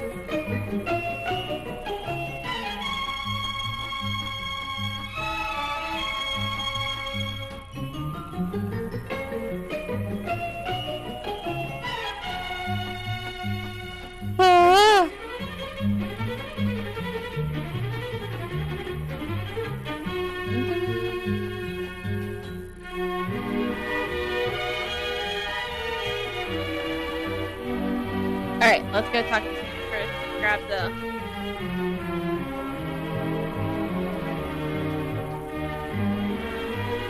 We hand the reins of the armadillo over to Tina. She hesitates briefly before taking control of the beast. Hey, Nativia, do you really trust Akara? Don't you think it's strange how he agreed to help the expedition after he turned us down so many times? It gives me an uneasy feeling that this won't go away. You tell her that you question Akara's true purpose as well, and wondering what exactly he wants from you. Curious, you ask Tina if he knows the reason behind Akara's appearance in the Sarsen Desert. Hazen did send someone to investigate him, but they didn't come up with anything at all. The only thing we know is that he always stays in his tower. No one has a clue how he got out here while the entire expedition team was lost. Suddenly, an armadillo becomes spokes and pulls hard against the rein. Shh! Relax! It's okay. Tina tightens the grip on the reins of the Akara and pulls the beast close. Giving it a tap on the nose, amazingly, it slowly settles down. Oh, whatever. I can doubt that it's not like I have any proof. It's not for Akara. I'll cooperate for your sake. You're one of us, after all. If you need anything, just let us know.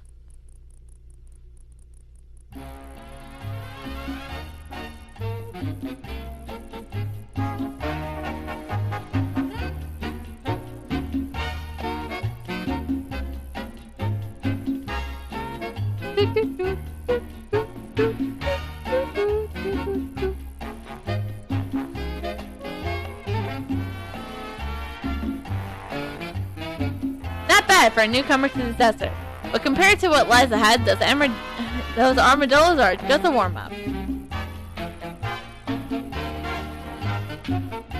Already finished with scavenger's preparations, are you? Good. Now you can help me with my own personal preparation. First, I'll need to find something in the towers north. You get the feeling that Akara is purposely being vague. On the way there, you might happen to see the giant mountain dragon. If you do, put everything you have into besting it, so you can venture deeper. To right about here. Akara pulls out a map and points to the marked set of location coordinates. Use whatever mining tool you need and dig there, but dig carefully, and then bring what you unearth back to me.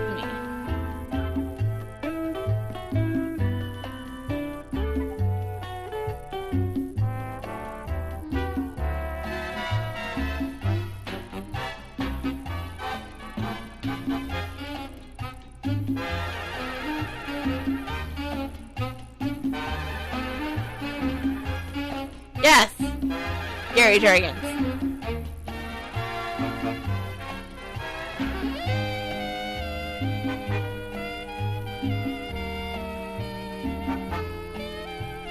Shia!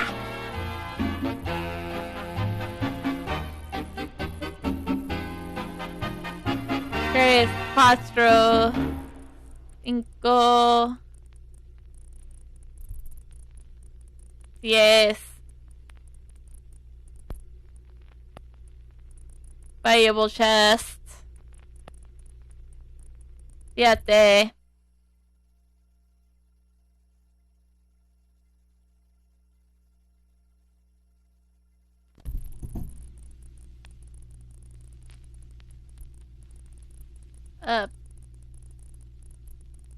Your bug? Okay.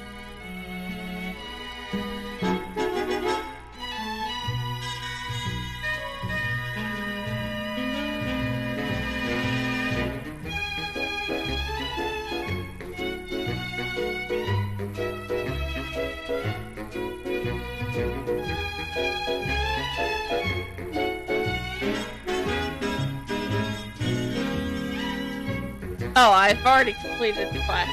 Okay.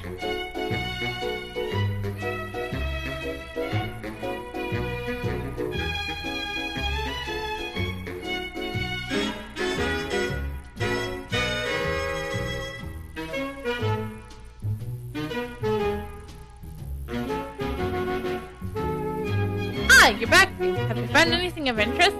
Normally calm, the gleamer of worry flashes upon his face. Tell Karka after a while of careful digging, the only thing you were able to discover was this very old fossilized egg. Ah, yes, exactly what I was wanting. In Akara cradles the dragon egg to his chest. He's checking carefully. He puts his ear to the shell as though straining to hear even the faintest sound. Ah, excellent, just as I hoped. This is no ordinary dragon egg, Nitavia. Long ago, it was sealed away. Akara trails off for a moment as he expects the egg. Looking up, he pauses. For many years, I've been studying the history of dragons that once roamed our lands. According to a legend, an ancient dragon was sealed away in these very dunes. This is no normal dragon egg. It's a dragon egg that was sealed by a demon in ancient times. Yes, interesting, but that's not the point. Akara frowned. I don't know why they sealed it. I'm sure they had their reasons, but the takeaway is that the takeaway is that only one recognized as an Envoy of Gaia can remove the mnemonic seal and return this egg to the flow of time. Only Envoy of Gaia. No wonder why Akara changed his attitude after seeing you, Merrily. He only wanted to use you to unseal the egg. Look here. Can you see the life returning to it? Now let's see what we can hatch the dragon egg with it. You watch it anxiously as Karen inspects the dragon egg for the signs of life. Although nothing seems to happening on the surface, you feel a strong power emanating it from within the sick shell. Your work is still not finished, Nitavia. We have agreement that you will aid me. I will need you to help the as the most ancient of dragons. Hesitating for a moment, you manage to work up the courage to ask Akara if this dragon would not be a terrible danger to the world. Certainly not, Nitavia. The legend says that the particular dragon is scared, even friendly. It is of a species once believed to be guardians to our realm, watching over the safety of all. Perhaps that's the reason the egg was sealed here by a mysterious evil force. A long time, that is. A long time for the dragon to be free once more. I've already made it clear to Merrily that hatching the egg is very important. Take this anesthetic to him out in the Cactus Plateau. While you do that, I will head to the Wax Oasis to help your friend. While you head to the plateau, I will hold up my end of the bargain, and I will return to the Preliminary Oasis and aid your companions in their travels to the dune. Let us make haste and carry out our task, Nitavia. As you prepare to leave the tower, a feeling of worry looms over you like a dark cloud. You somehow feel you're ready. You already know how to hatch the dragon, yet you simply are not sure if it's a wise decision. Worry about hatching a dragon, aren't you? Merrily seems to be able to read your every thoughts these days. Don't worry, Nitavia. Can you feel the power? Can't you feel the pure, scared energy coming from this egg? I think it will be no trouble at all. Nodding your head, you know that Merely is right. The egg does not feel special. Does feel special, scared even. You decide to commit yourself to hatching it for Akara.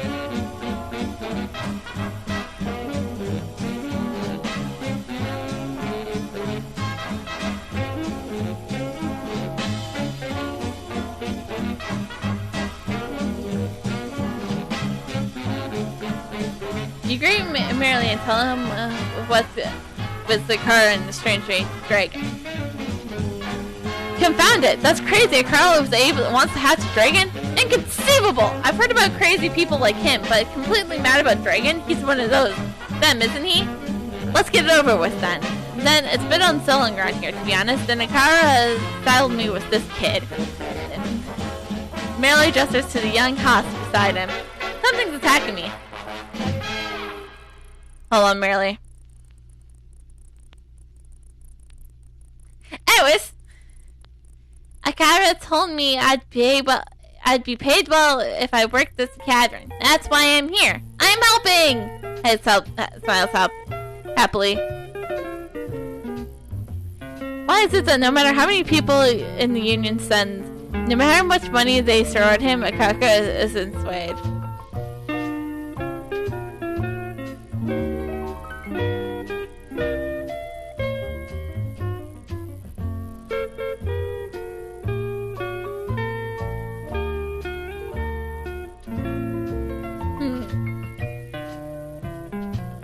What's all this stuff for? Next time he'll probably ask me to do his laundry too. Merely reads patiently over Akara's list. So, Natavia, 2 types of spreadling mucus must be needed to hatch the egg. We are to put it in a crystal bottle. Merely rummages around his cart and pulls out a crystal bottle. You'll find the spreadlings out here on the cactus plateau. When you mix the ingredients, just put the bottle back in the cart. I don't want you to touch that nasty stuff.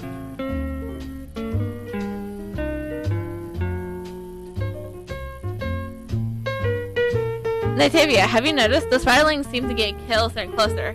Are you sure this is the correct meeting place? Merlin looks down at the paper Kakara gave him. Looking around, you see that it's actually in the middle of a bug lair, and you worry that Merlin and Hass are waiting for you here. It looks on the list that Akara gave me. He highlighted this point. Merlin, it's all over the place. It's bad. If he turns out he needs those violins were aggressive, has us the familiar going to get rid of them. Merlin is not happy about discovering the familiar in the cart. Natavia, help up the fumigators. And don't forget to bring back the empty canisters. We'll be able to reuse them.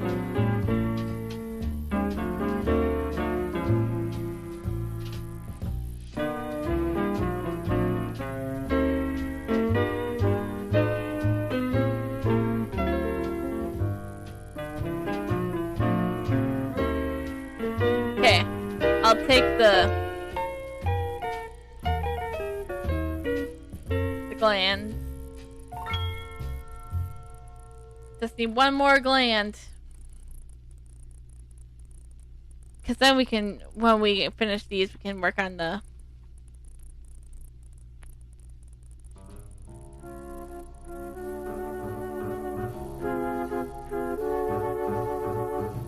Okay, we got...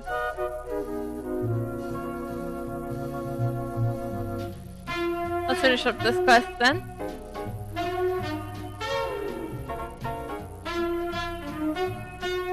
Okay, now let's go for the speedy one.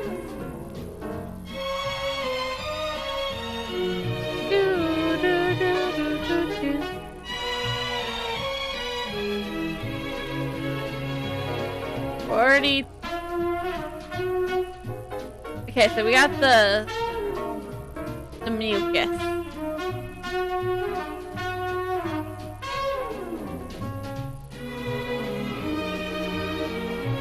Hey! Let me fuse! Thank you.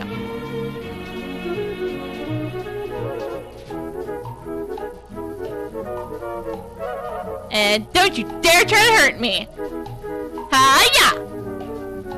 car first.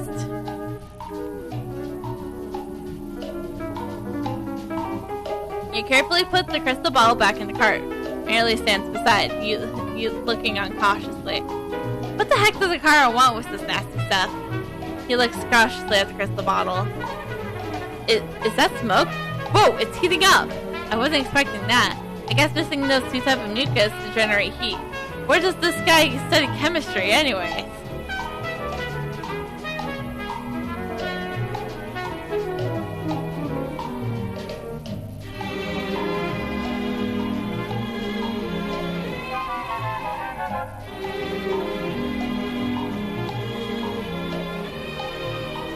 Well, at least the pesticide seems to be affected. Merely sees the dead spiralings around him. Might as well refill those jars, just to be on the safe side. No telling when we might need to bust them out again. Hey kid, are you listening to me? It's your turn to pick up the dragon bell grass. My name's not Kid, it's Hot. Why should I listen to someone who doesn't even bother calling me by my name? What about those sandstone wrecks all around the place where the grass is? If they're still around, there's no way I'm going there. Why, you little... Merely crunches his flesh and turns to you. Okay, Nightavia. So we can finally clear out those sandstone wrecks as well. So Lord Whiny, the sixth here, can go do his job.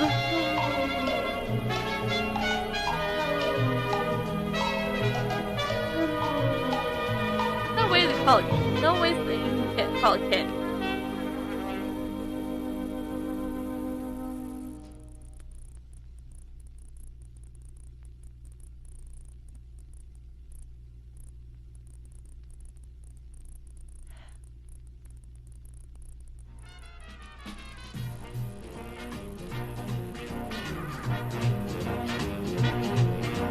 Just doing everybody's job for them. It's fine.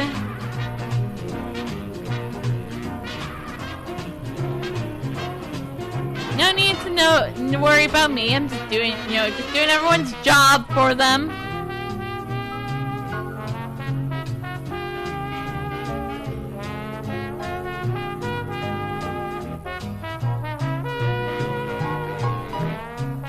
Thank you for listening to Seaburg1000.com.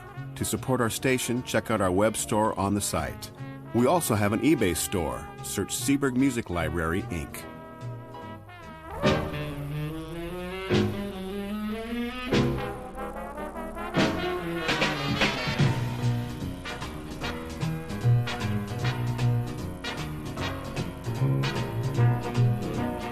Returning from the Dooms, you tell Merely that you have completely taken care of the wreck problem.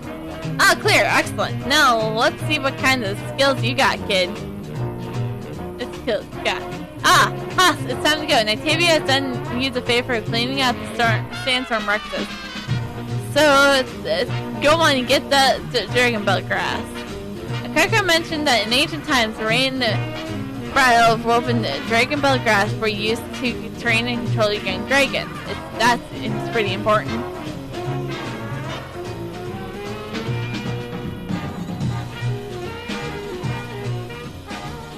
Wait, and you're not coming along? It's a dangerous place. It'd be safer if we all went together. House tilts his head aside, looking at Merely as he's gone crazy. Well, if I go too, well, the car! Gotta keep all this stuff safe, right? Okay, well, okay, have it your way. Come on, Nightavia. We can bravely go crack glass while Merely sits here like a chump. You just got called a chump by a kid? Oh!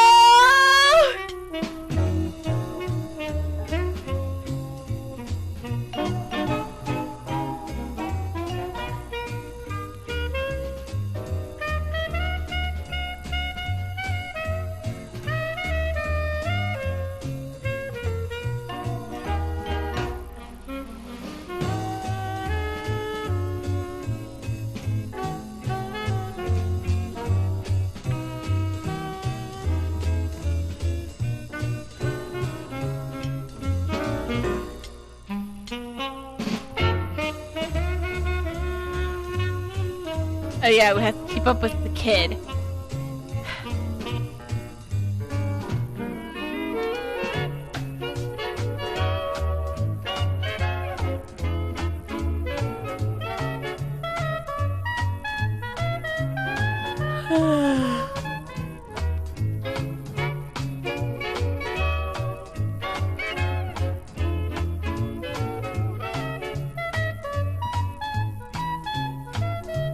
Kid, I don't have time for your gobbledygook. I'm just here to protect you.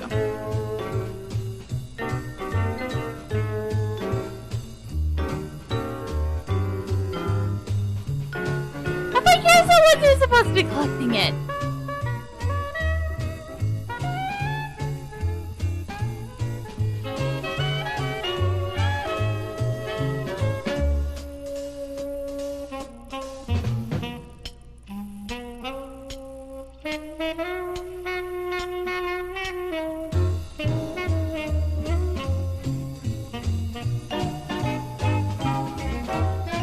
Hurry up, get going to the third location, kid.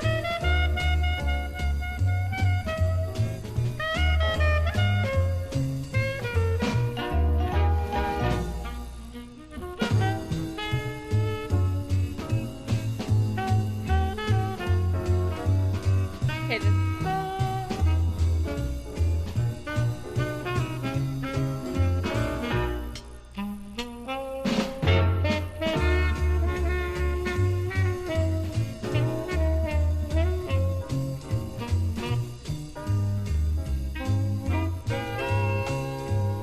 hey, you're back! Merely seems most happy and released to see you two. You can see his eyes that he was worried about Hayes. Hey kid. Yes, you made it back too. You made it back alive too, huh? Merely puts an air of casual detachment once again. He almost bit the dust. Yeah, good thing Natavia had my back. I like beating up things, so you're welcome. I smile fiercely as he seems to be fishing for a reaction from Merely. Wait, you're totally okay. Don't fib right now. I'm sure you got hurt. Let me see. What are you saying? I just told you. Natavia protected me through the whole thing. I guess it was true. Hearing is the first thing.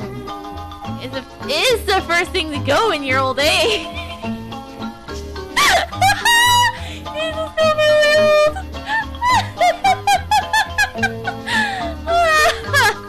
Good on you, kid.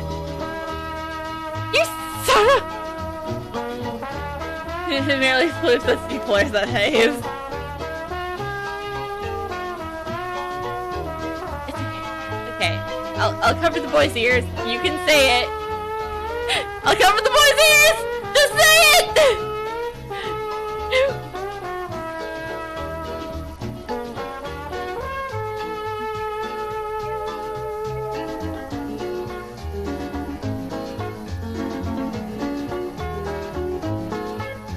I need to go to the bathroom and get some water, so, be right back.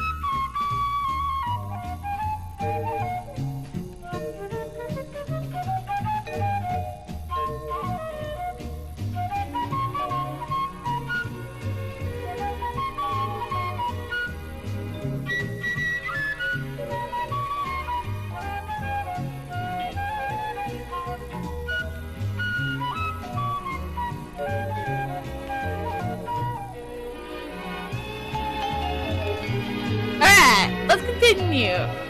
If I switch back to gameplay, that is. Alright, seems like a flower of life is the last thing we need to get. Now seems like a good time to mention that the flower of life grows far from the cactus plateau, where more moas around than you and I could make nuggets out. If we just run to grab the flower unaware, the result would be painful. No need to worry, I have a plan. Remember the bottle of anesthetics Nativia brought earlier? Let's use that to make an tranquilizing darts. Merely seems quite satisfied with the burst of inspiration. We got materials to make blood power apes in the cart, but what do you plan to make the darts out of? You remember your experience in the Turtle Highlands and relate them to merely anesthetics, suggesting the cactus storms would make as a makeshift blood darts. Hey now, that's not a bad idea. Alright, how do you go collect some of those from the needle cat toys? I'll put together a bullet point from whatever supplies we have in the cart.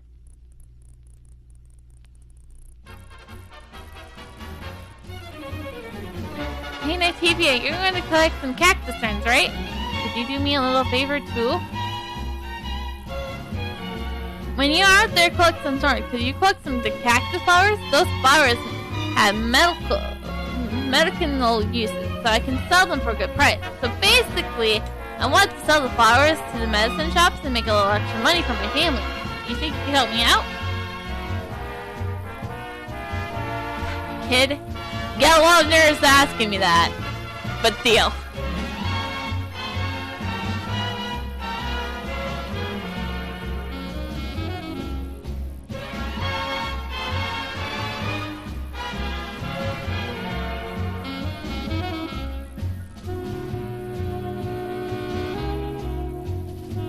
So just need to deal with the cactus a bit while we grab some things.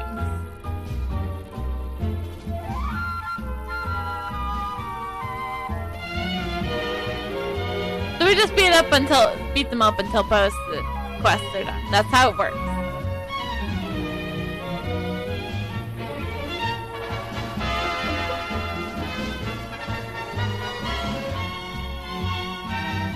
Okay, one quest is done.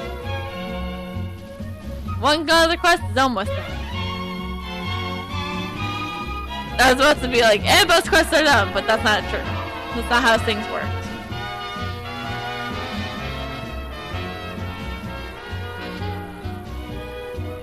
Come on, give me that flower, damn it! Thank you.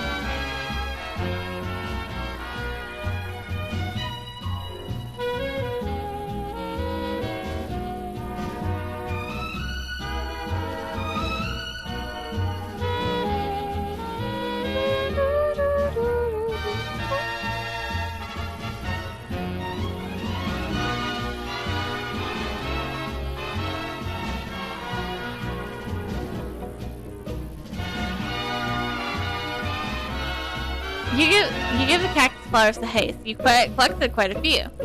Wow! Look at these flowers! Score! Haste leaps up with an excitement and an expressive haul of cactus flowers you brought back for him. Thank you, Nightavia. You really helped me out. More than you ever know. You carefully hand the cactus thorns to Merely and his eyes open. He looks quite impressed. Whoever taught you these cactus thorns as Wardites has was no small bit of brilliance about them, that's for certain. Expects the certain after praising your skills. You should know, we don't have enough anesthetics to kill every Moa. Unfortunately, it's a very potent anesthetic. If we focus our attention on the big one, the Kakan, it'd be probably the most efficient use for our supplies. How about this? Well, we soak the darts in anesthetics, you clear path to Cochrane. That'll give us a clear shot at the Moa King.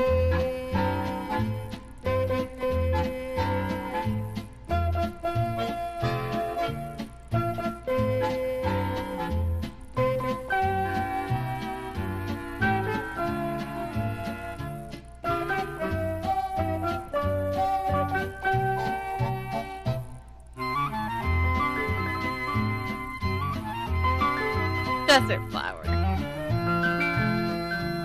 Oh, it's for never mind, it's for a hidden quest that I've already done.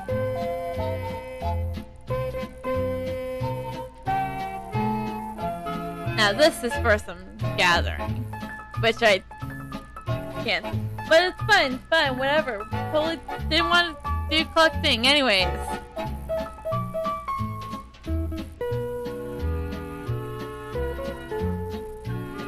You can't prove anything. I definitely didn't want to. Yeah, that's right.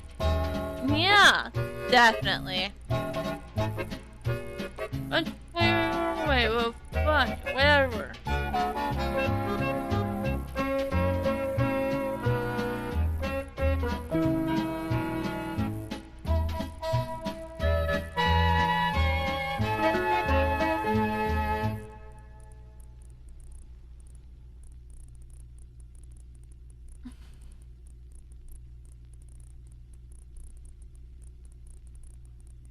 It's like 2 feathers, 3 feathers.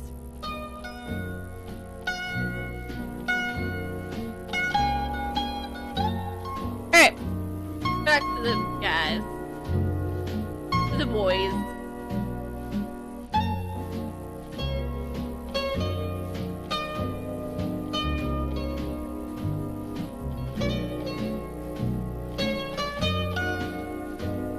Oh! You're back! Merely sounds kind of unusually discouraged, so you ask him what happened. Some giant roach bug came right out of nowhere. Hass and I are right, but our blowpipes got busted. So yeah, we can't use that plan anymore. Here's these desert busters busting up our blowpipe scheme. I worked so hard to get those blowpipes. I even tried to figure out another way to shoot our darts, but nothing else would really work. If all you need is a hollow tube, we might be able to shaft the moa feathers to make a blowpipe. Our plan may be savage after all. That's it. Sometimes you actually come up with something impressive, kid. We'll clean some moa's feathers and find the best quills to make a new blowpipe. Wait, haven't I already totally been useful, resourceful, and impressive all along? I only have my butt in all of this time because you never bother asking for my opinion. He rolls his blah, whatever. But anyways, let's have Natavia be in charge of bringing back the airlock moa quills. I'll get the tools set up and strip the shaft into pipes.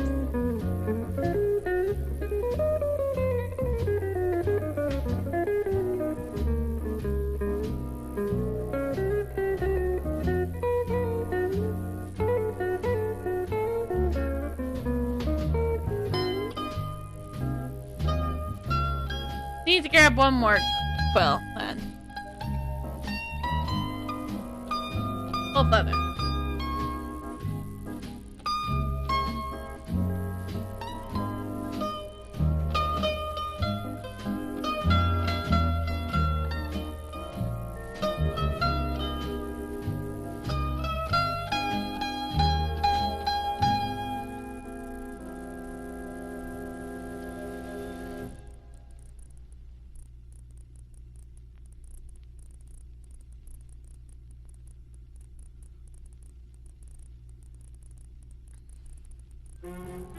And first try!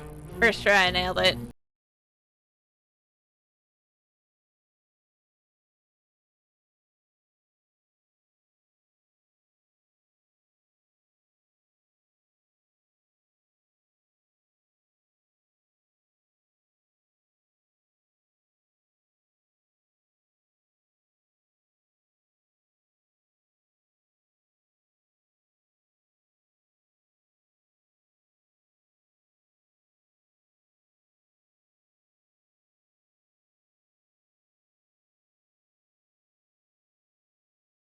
Together. Hopefully, at least one of them will be good enough to be made into a blowpipe. Natavia, these quills are nearly perfect for making blowpipe cider. However, we really only need one of them. Well, at least we have backups in case we botch our blowpipe making. Let's get to work. Merely takes out his tools and begins to fashion the quills into his blowpipes. What is it, Haas? If only one quill is used, can I have the rest of them? You just want to sell them, huh? Is money all you think about? Fine, whatever. You can have the extras. Merely huffs in frustration while busily crafting the wool pipe. I need to look through. Well, okay, we'll grab. Well, it could be better, but you shouldn't have a problem using if you use this one. Merely puts on his knife and passes the newly fashioned bull pipe. Atavia, one thing you have to promise me is you won't kill the Moa King under any circumstances. If you do that, all the Moas will riot and stampede. If all the people who live in the desert will be put in danger. What? Why didn't you tell me that earlier? Ah, whatever. A big old bird full of tranquilizer needles. Then run and grab the flower of life while it's out. Sorry, it hasn't been easy in and easy out as we initially planned, but be careful out there. Grab.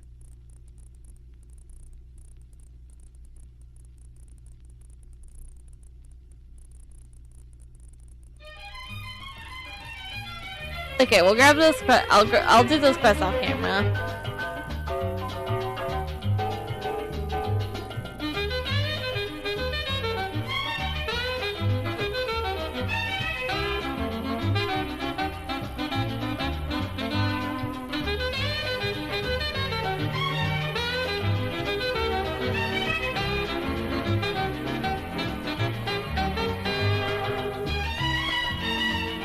Go! Well, lots of flowers of life. Grab. Congratulations, I am great. Run!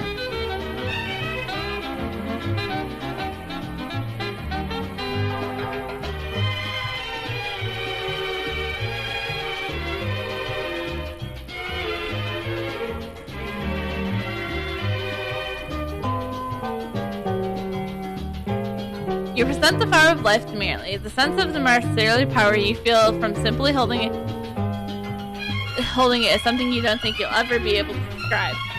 Is that the flower of life? Ah, it even looks kind of special. I wonder what a Kakra needs it for. I'm not really sure, but it is important. The eldest village says these flowers were left in the desert like jewels when the world was created. I think this Kyra guy wants to imblue the dragon egg with energy from the flower of life. It's sort of similar to Nigtavia's powers, so it might be able to break the seal. Do you think the egg will hatch? That's so exciting. I can't wait. Hey, Nigtavia. Mary looks at you, smiles mysteriously. I just heard some news from our expedition team. My Kakra has successfully led them to the ruins of sand.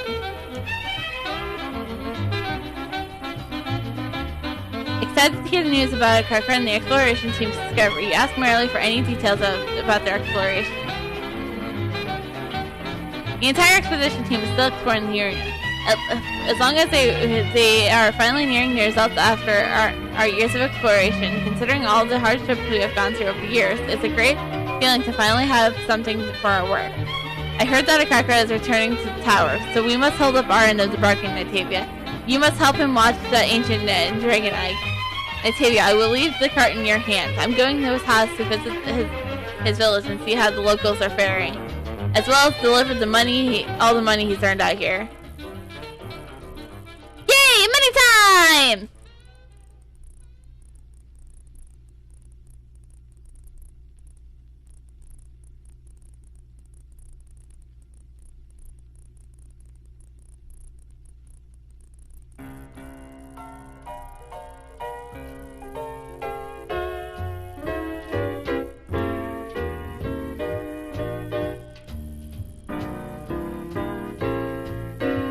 Let's see here. Kara rummages through the cart, checking each item carefully, one by one. After delivering the cart to a Kakra, you tell the invents of the cactus Faceook, but he doesn't seem to be listening. How nice. Let's see. Mucus to accelerate direction, song range for training, and most important, the flower of life. You followed my instructions to the letter. Impressive! It seems like my hunch to trust you with preparations paid off. As per our agreement, Nigtavia, I successfully guided your friends through the dunes and led them to discover the ruins of sand. Now it's time for you to uphold your part of the bargain and help me hatch that dragon egg. Huh.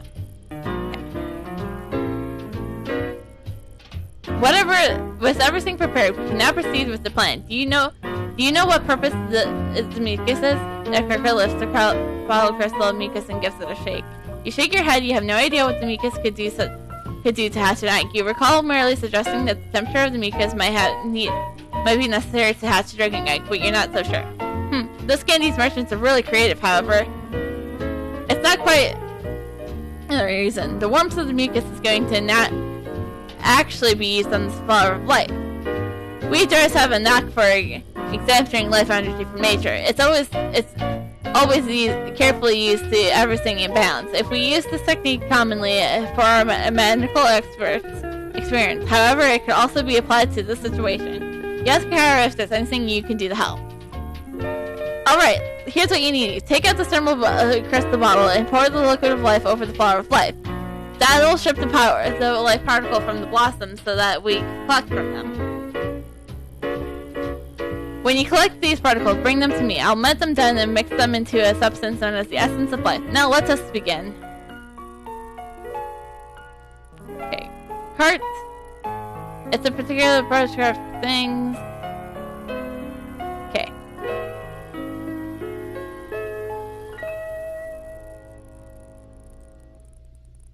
Okay, particle of life. Careful. These are extremely valuable. After pouring the mucus mixture over the flower of life, the particles of life were gently stripped away. You carefully collect them in the palm of your hand and present them to Akara.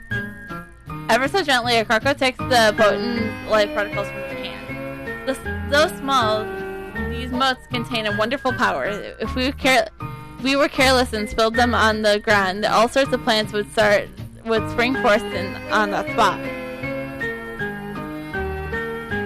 Now we blend these particles in a mixture and used in ancient time, adding some of these liquids and pouring the concoction into the bottle. Kaka's hands work quickly as he mixes the potent texture of life particles. You're suddenly reminded of the time in Kagura Forest, except for instead of a green forest, you are surrounded by a desert. Instead of being surrounded by incarnate scenes, you only see the equipment of an adventurer.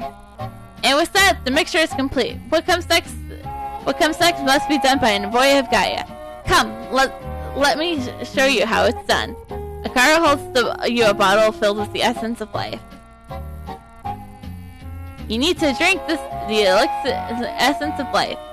Wait, is it safe for Nitavia to drink the essence of life? I thought we used it on the dragon egg. Calm down, listen to me. This will not harm Nitavia. You will be filled with the power of creation. Then pass that power onto the dragon egg. If this goes to plan, the egg should relive and hatch into an infant dragon.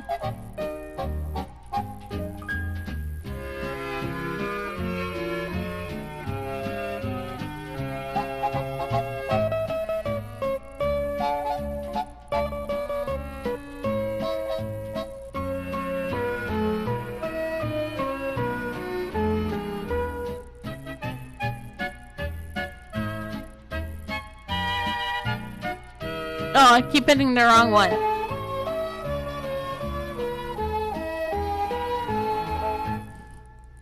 cool little baby dragon! Cool little baby dragon! You're gonna go up into a big, strong dragon, okay?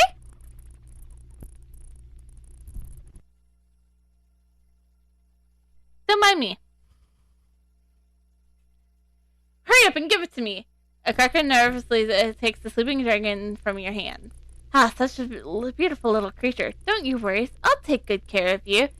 Akaka seems to be oblivious to your presence, fully focused on the changing dragon. Look at that. A real beauty, isn't it? I've never seen such a beautiful infant dragon before. I mean, who wouldn't love this thing? It's so cute. Like, come on. Who? Akaka! We're in big trouble. We need your help. We were attacked by some kind of creature we've never seen. What should we do? I'm not sure what you're talking about, but it doesn't seem like it has anything to do with me. I believe we have already fulfilled the terms of our agreement. What? The exposition team member looks at Akara, mouth hanging open in surprise. My, you sure look like you found new interesting ways to get it into effect. How about it, Nitavia, do you want to help them out? Well, it's our alliance with them. If it helps for our alliance.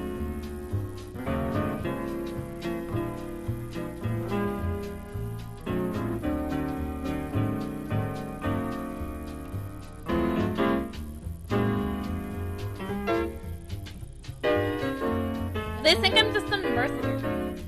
But I'm not. I'm a person of the church.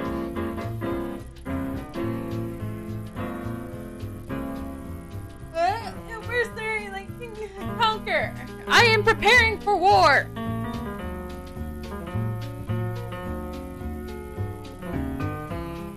Hi, this is Eric Singer, drummer for KISS.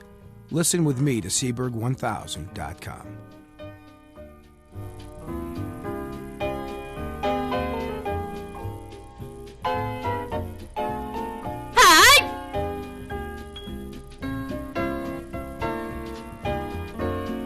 One beast, winged beast dragon, two winged beast, demon beast, three winged demon beasts,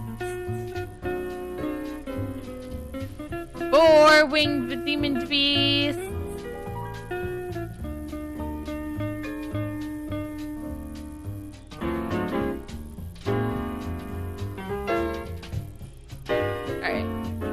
one cursed demon beast. Two cursed winged demon beast. Three cursed demon beast.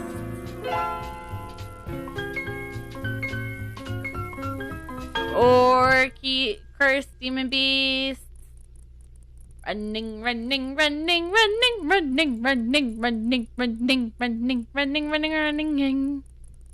Phew! If you haven't showed up, I don't know how we'd be able to deal with that. Omar looks revealed after seeing you vanquish the nearby monsters. After catching your breath, you ask Omar what's been going on with the expedition to the ruins. While you were attending to the dragon egg, Akira guided us through the doom. When we finally caught sight of the ancient ruins, the entire team was jumped for joy. Akara seems to be completely disinterested and left without a word. Oddly enough, however, we hardly noticed as we were busy exploring. It would seem that we're not the first to discover this particular way. You're surprised to hear that the ancient ruins, so long by the Asenki Alliance, has already been discovered by someone unknown. Some of the CS of the ruins are already broken so clumsily, so it could only be done by an arrogant outsider. Omar squints as he looks off into the distance, seemingly perplexed. The destruction caused by the outsider looks very recent, so we must pick up the pace. I don't know how many competitors we have, so who are also searching for treasure. Omar, the competitor may be at least the least of our problem. We may be more dangerous interests to concern with ourselves with. A nearby scholar walks up, interrupting the conversation. You're right, Sherman. With the seals broken, it seems like the guardians of the ruins have been awakened. Many of the strange and mystical creatures have appeared and attacked our team. In all that chaos, we had no choice but to retreat back here. When we retreated, the ruins have already occupied a bunch of those creepy creatures. Their upper body is normal, like humans, but they've got the bottom half like a snake. Just thinking about them gives me the willies. They put a bunch of my people in a trance, so we have no idea what to do. Well, it seems like the expedition team was exploring the ruins. The last thing on their mind was encountering strange creatures. What were they thinking? The ruins always come with strange creatures. The actual area of the ruins is rather small, but since our team members keep getting hypnotized, we have trouble locating the creatures. I think that if we don't handle these creatures here and now, the entire star plane will be in jeopardy. You tell Omar that you will look into the situation and take care of the strange creatures that have taken over the ruins. Perhaps you'll be able to devise a way to encounter the trance too. The entire expedition team is resting on your shoulders now. You're a member of this team, and right now we need your special brand of power to stress these succubi!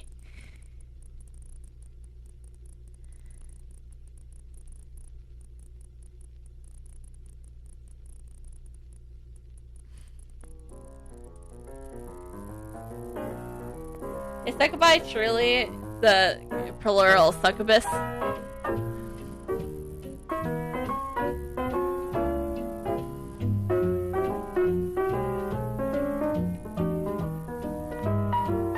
Not really what we're getting at here.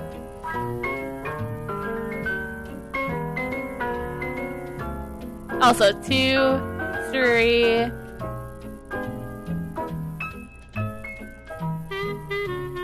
4,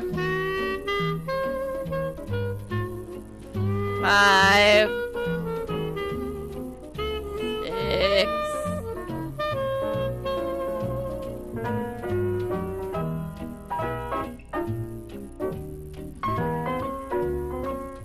7, and 8.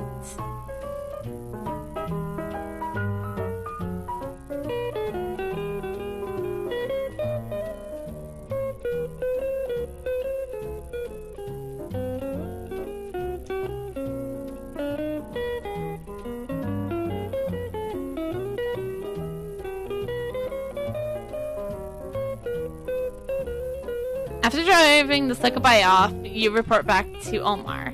Fine work, Nightavia. Fine work indeed. You drove them off with a real pancake. I'm glad you're on our team. Omar breathes a sigh of relief, but you can tell he's still worried. While you were dealing with those wicked succubi, some of my bravest team members went in search of whatever was causing the trance. At the moment, we're waiting for them to report back. Nightavia, while we wait for that report, perhaps you could help me investigate the creatures coming from the ruins. We must find a way to get rid of them. You approach Sherman and ask how you can be an assistance. We can't go in like this. We need to find out where those creatures are coming from, and why we can't let we can't let Nigtavia's shoulders just burn alone, can we? I know, but are you sure we can find where they're coming from? There's no mention of them from any records I've ever laid eyes on. All the ruins we've been to, which ones haven't we've been seeing, something we had never seen before. Omar could only nod in agreement, leaving the situation to Sherman's discretion. It seems Sherman is the next step to move more thoroughly to investigate the creatures that have been assaulting the expedition teams. Perhaps the monsters themselves have the clue. Well, you know the score, Nightavia. I'd like you to bring back anything you can from those creatures. Scales, perhaps, or claws. I'll try to glean more from those.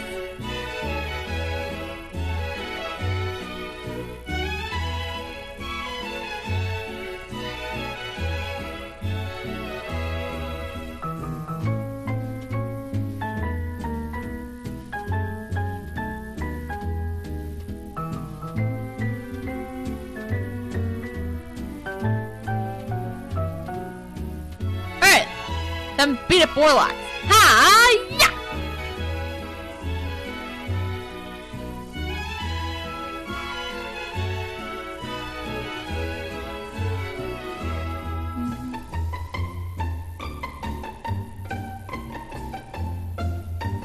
We just need to keep talking about the scales, because then if we talk about the scales, we'll get the scales. And eventually we'll be all happy. See, exactly what happens. What I say would happen exactly happens. That's how things work around here. So we'll just have to talk about. So all we have to do is say, "Hey, we want the witch claws," and eventually we'll get them. Okay? So the witch scales, eh? It'd be nice to have a couple of them. It doesn't work if you start her off right away, maybe. So,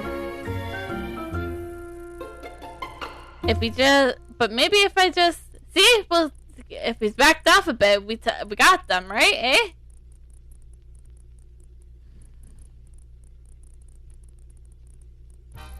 see, sometimes you just start talking about them, and then when you stop talking about them, you get them, and if you don't get them right away, then you start talking about them, and then you'll get them.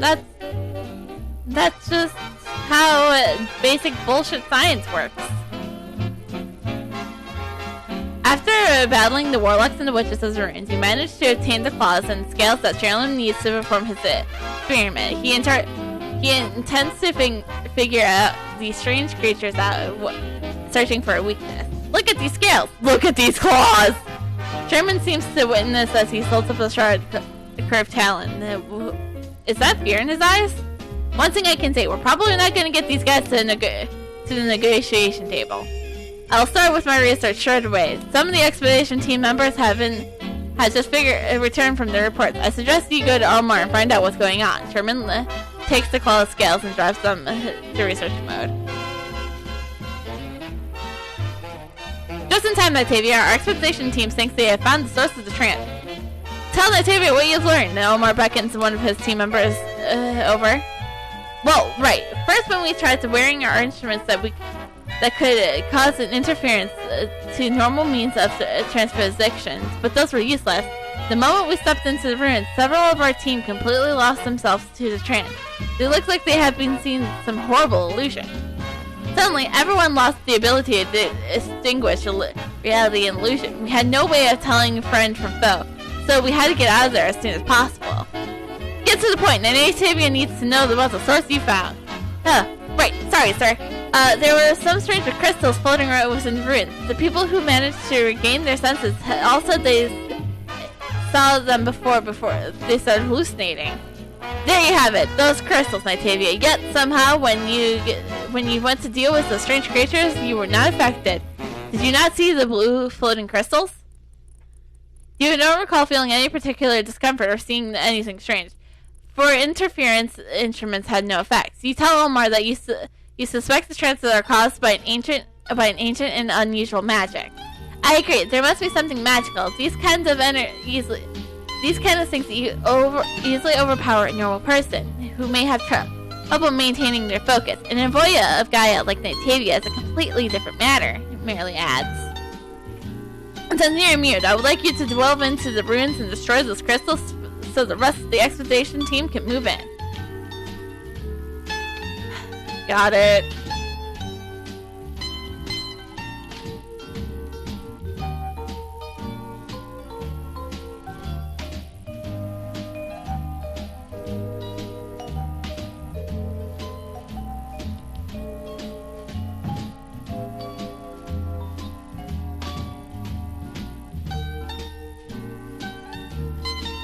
Wait, I got this. Hi-ya! See? Already got 4.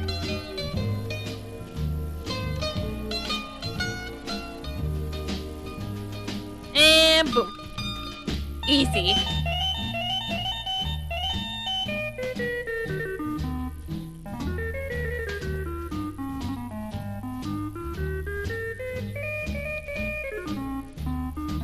Having destroyed all the crystals within the ruins, you return to Elmar and Sherman having a loud discussion. It would seem they have discovered something about rather disturbing. How's that even possible? Are you messing with me? Elmar shouts. Look, I can understand your dismay, but I've checked my results 5 times, and I've gotten the same results each time. Sherman hugs helplessly. You report the situation and ask what's going on. Both of them look to another, and Sherman lets out a long sigh. Well, despite the external differences, these monsters are uncannily similar to humans structurally. I think these creatures actually used to be human. The residents of the temple, I guess. Oldmar Temple is what comes out of it. What kind of secret it has done to conceal? What could have happened out in there?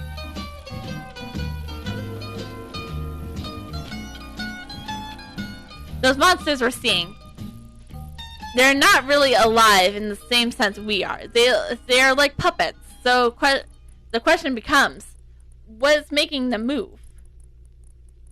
It's most likely a cause of some sort of unknown power. The more we examine those creatures, the closer they become to unveiling the riddles. Nightavia, would you be willing to head back into the ruin? I think about bringing I think bringing back anything of the Sandstorm Magi would give us some clues at least.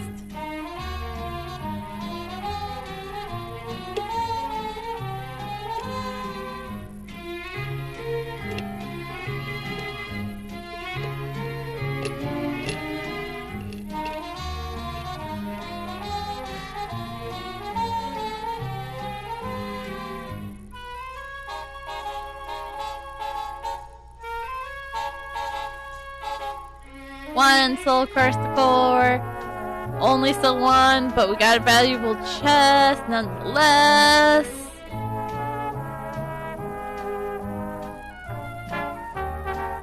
More dragon points! Yeah!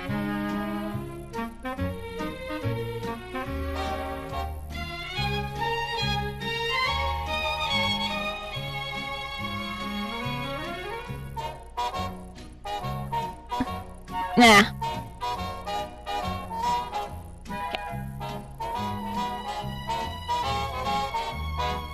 Oh, we have 2 now. Now we have 3.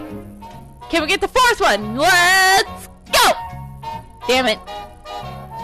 4th one, let's go! 4th. Yeah! Had a little timing not right.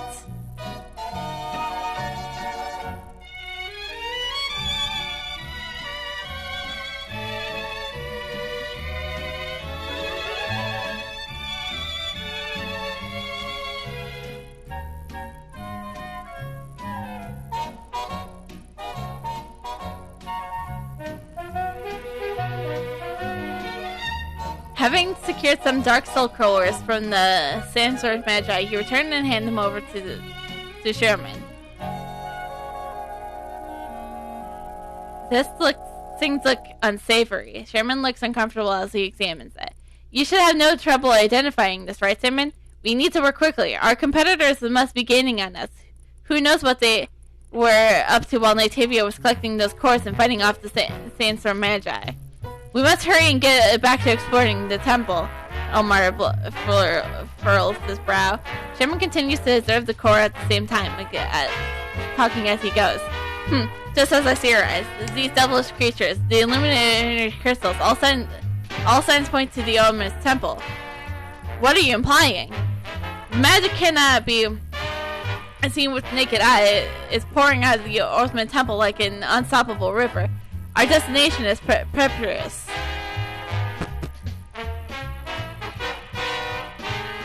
Omar seems completely lost in thought. He lowers his head and silently quiets for a while.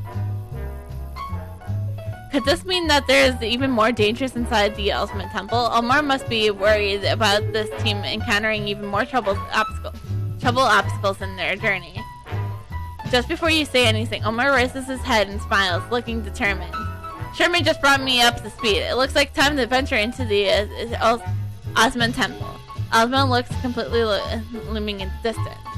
We're still not quite sure where the temple entrance is.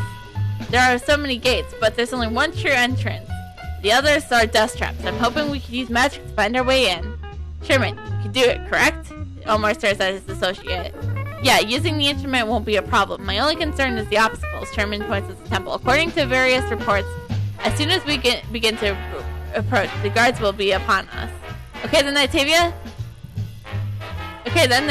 In this party, you'll serve as our vanguard. I doubt the sand cave guards will just step aside and let us into the ruins.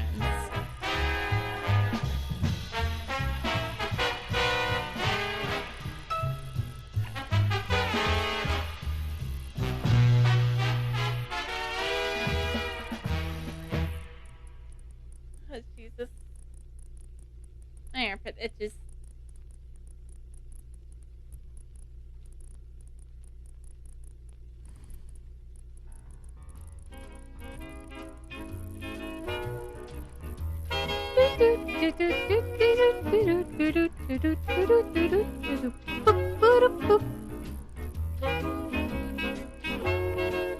Hi.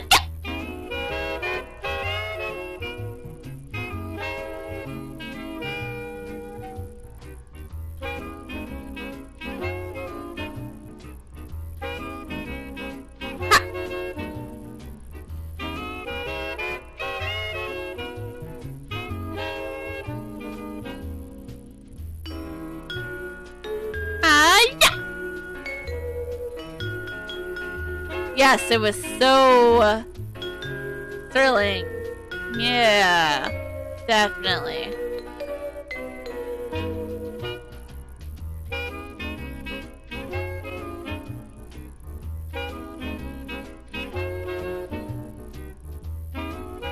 After successful clearing of the sand cave guards, you return to the meeting point and discover that all the expedition team members are still there. Nativia, you're back! You ask Olmar why the expedition team are still sitting around and now heading towards the entrance, while you were battling the sand cave guards was a perfect opening. You're right, that was the perfect time, but there wasn't a thing standing in our way. Could we have entered the Elsmar Temple just as we planned? Unfortunately, our vanguard team has discovered something very strange at the entrance. It seems that someone has already entered the temple. I don't know how they found the entrance, but whoever it was threw caution to the wind and waltzed right in. I'm afraid that this guy is still in the temple, and it doesn't seem to matter who at this point. He's activated the temple's defenses mechanisms. Elmar looks furious. Whoever messed up his plan better watch out. Look, thanks to this fool, the entrance to the Elsmar Temple is guarded by a powerful demon. But now, all that. Sherman's instruments are telling us that the entrance is now sealed shut. I have sent someone to deliver the news to Hayes. He's not gonna like this. Does anyone have a plan? We can't get near the monsters guarding it, Omar asks helplessly. You'd like to challenge the monster, but you'll need to do more than just remove the seals. Master, I sense a powerful magic. There's a dark energy sealing the entrance. We should proceed with caution. We'll have to find the source of the seal, Marilyn cautiously reminds you. Looks like there's no way forward. I wonder who barged into the Elsmar Temple. There's no way he's getting out like there. As Omar sighs, a figure rushes over. It's Tina. She's a chamber of conference girl that serves under a collar while stationed at one of the outposts. Nativia! I finally found you. Akira sent me. He needs to see you right away. Tina, are you really trying to take Nativia away right now? The Alliance branch must hear about the failed exploration, Elmar asked helplessly. Yes, we all heard the news. Akira said something that's even more important that he needs Nativia there for now. Look, Tina looks at you. Come on, Nativia. You're in for a shock. Okay.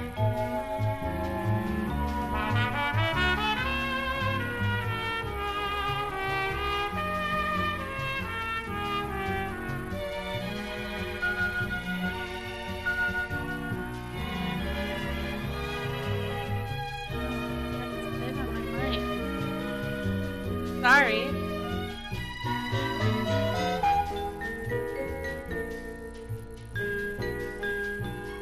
Akira approaches us, you nod. As you move forward, you startle a large figure behind Akira. A giant white dragon stands behind Akira. He calmly reaches behind him and pats the dragon's from front. Ah, Nativia! I heard that the expedition team ran into some problems, yes? He acts like the dragon isn't even there. You tell Akira the entrance to the Elsmar Temple has been blocked off, and ask him why he called you back. Pretending the dragon isn't there is hard. Just like normally speaks, but there's a fucking dragon there.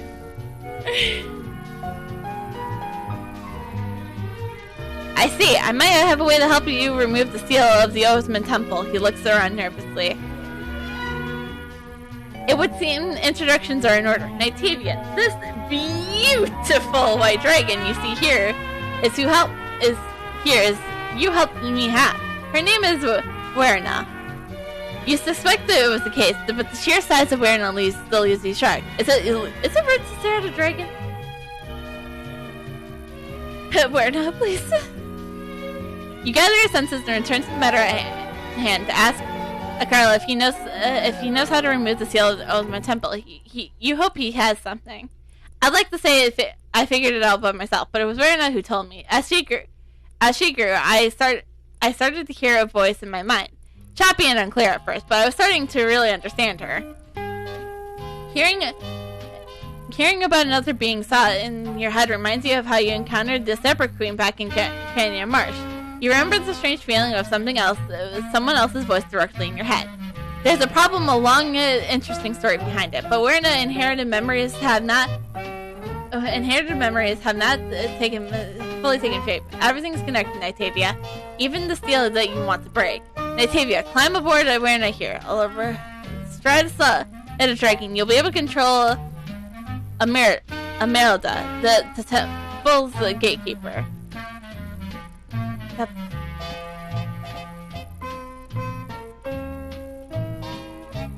Okay.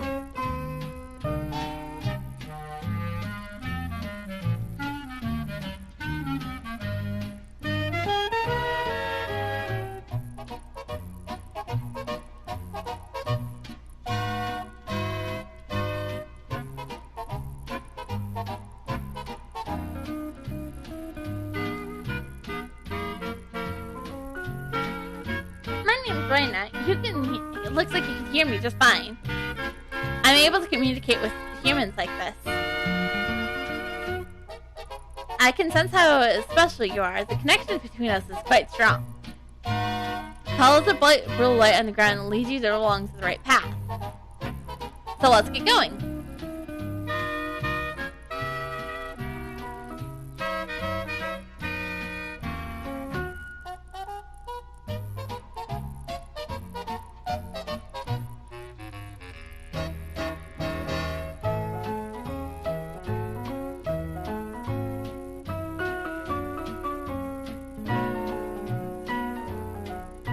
All I can do is spam one.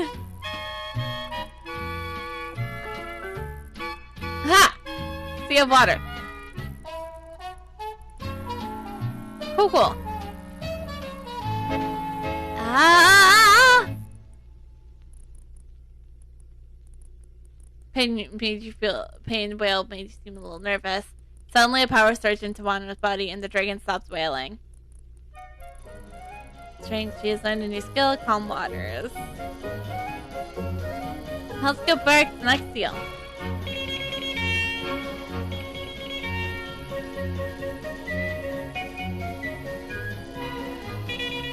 Perfectly full. Be careful, his second seal messenger that we need to kill.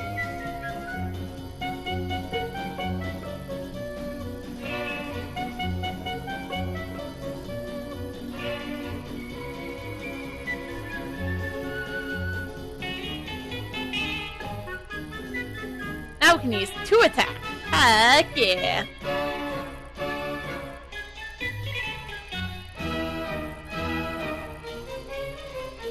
Also, let's get more health. Be more black cannon.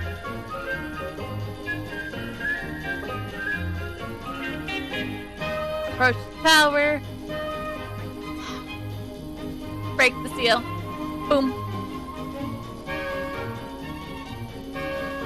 Ah!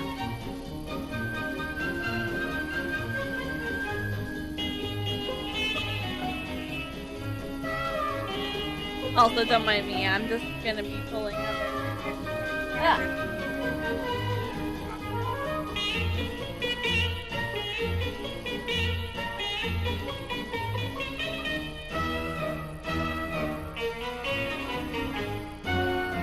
I'm just pulling up the Nintendo Direct so that way I can watch it later.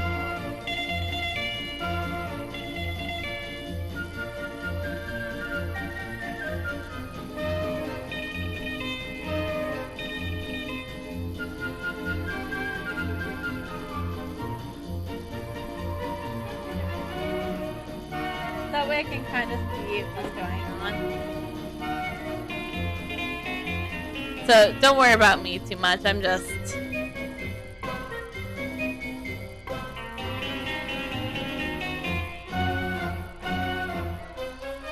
I thought I'd be done by now, so...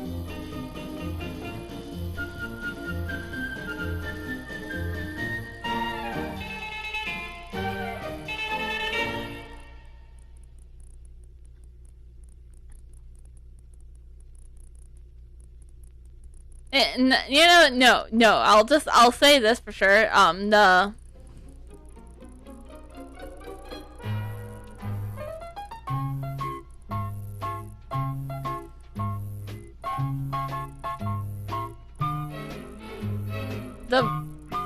the Nintendo Direct was not the reason I was like, one area only today.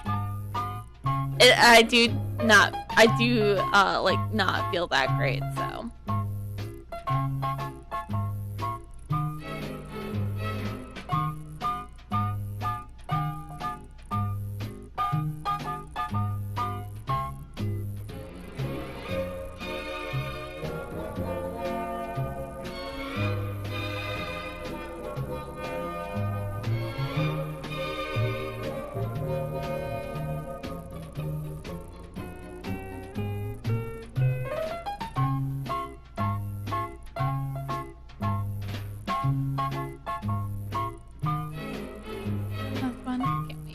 Thank you for listening to Seaberg1000.com.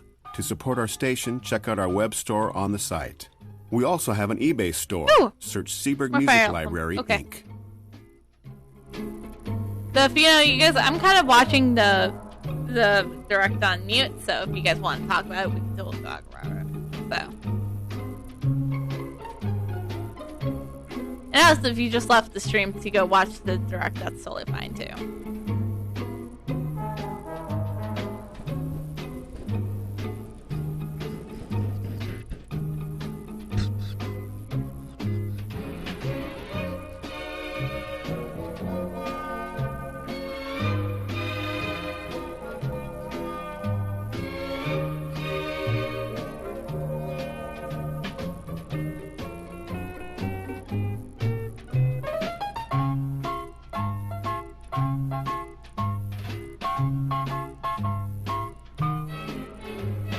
Thunder!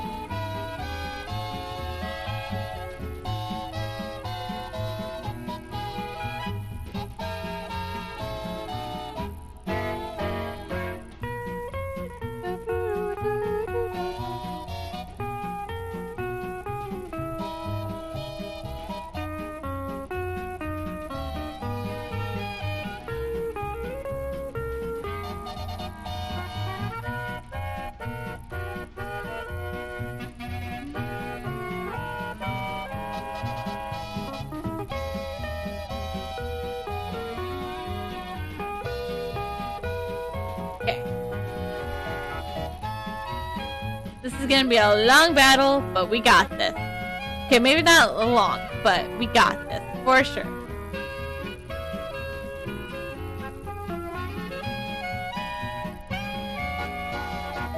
We nailed it!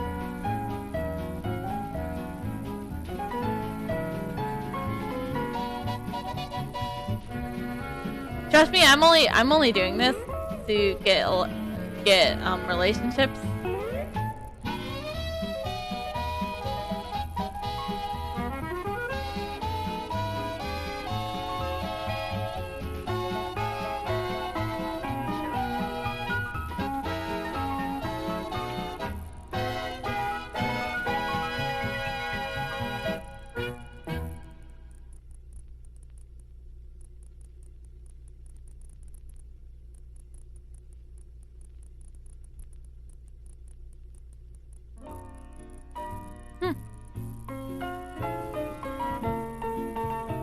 So let me get this straight. That person riding on the back of a dragon was you?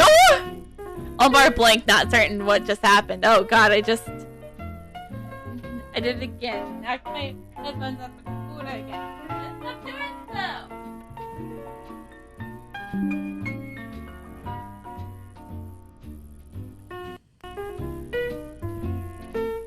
You nodded to Omar and added the path to Elzimmer Temple should be all clear for exploration now. I didn't expect to be involved in this terrible war. Now there's even a dragon! Nativia, awareness. My thanks to you both. Your battle was most impressive. Alas, I'm afraid I must take Wena back to get some rest. She's just a baby. She's just a baby after all. Listen up, team. Nativia has cleared the way into Elzimmer Temple for us, so get yourself ready, because we're heading in without delay. It's finally time to get our goals and meet up with the dreams come true. It's all thanks to you. We'd probably become nameless casualties in the desert without you. Omar turns his gaze to his sailor's expedition team. Looks like they still need a bit longer before they're ready to set out. How about you go and clear the path for us? We need to know if someone's been inside that temple, so be careful for traps that they avoided tripping.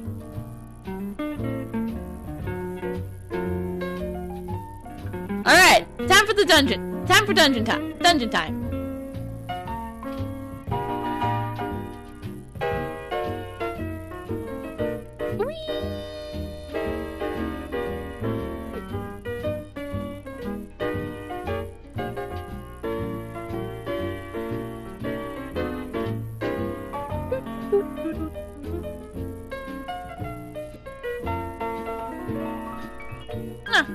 It's like some Mario game. Mario sports game coming out.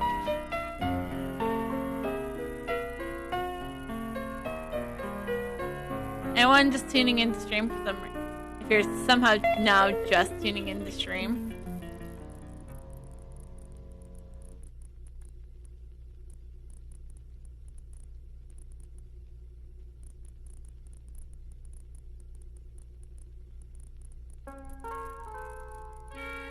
Go get your butt out of here.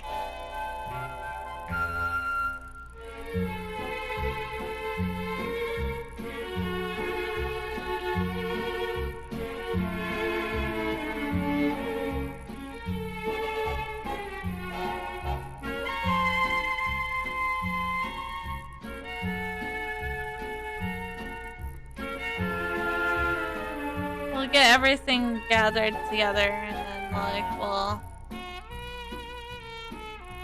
I'll fight everything as they come up. It seems like the beetles aren't caring about me too much. I do say not too much because, like, well, they're beetles after all.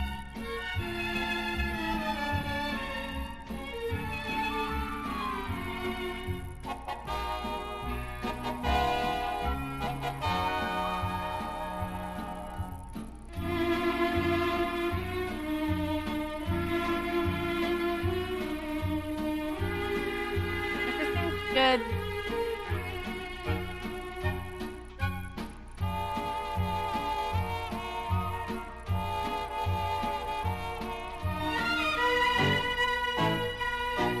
Taking care of the royal guards first.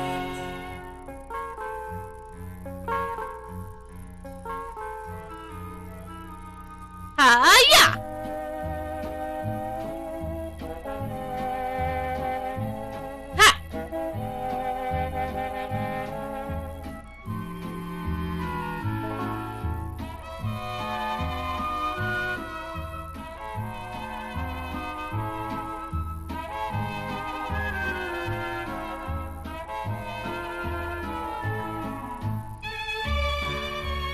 He's a little stronger than us, but we're good.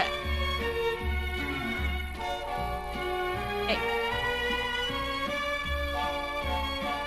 Haha, you guys. Oh, thanks for helping me find the gem. I didn't even have to do too much.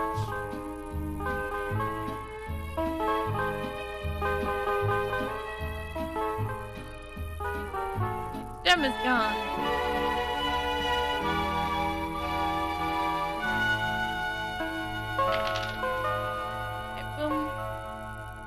Boom. Curse you! Give me back my gem! Omar chases after Caroline. His arms failed in anger, but you stop his pursuit. Don't stop me, Nitavia. I have to get that gem back. I can't afford to let it fall into the hands of someone else. You ask him if the sand gem is what the Alliance was seeking. No. If you bring that gem into the temple, it can seal the power that lingers in these halls. Some sources say that the ancient kingdom fell into the ruins because of that gem. If that young woman releases the power within it, will she be able to control it? You ask Elmar to calm down, saying that recklessness in this temple could get him killed. I doubt the expedition team can stop her, but maybe you can. Nativia, go stop her. Her tampering with forces she doesn't comprehend. Releasing the energy of the gem could kill her.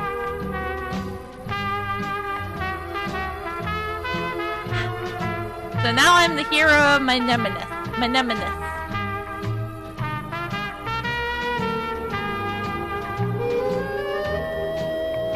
I was so nice to her before. Now she's doing this.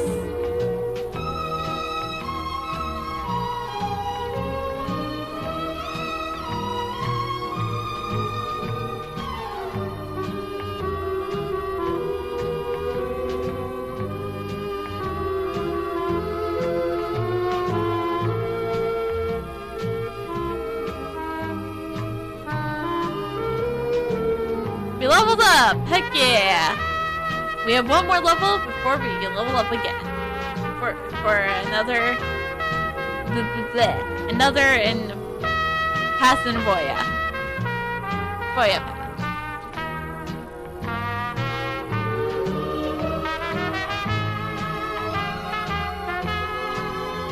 Now this is just to get extra... stuff.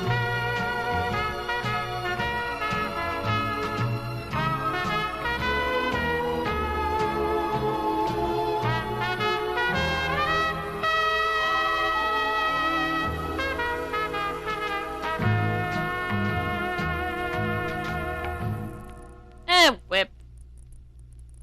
We're not here for the weeps.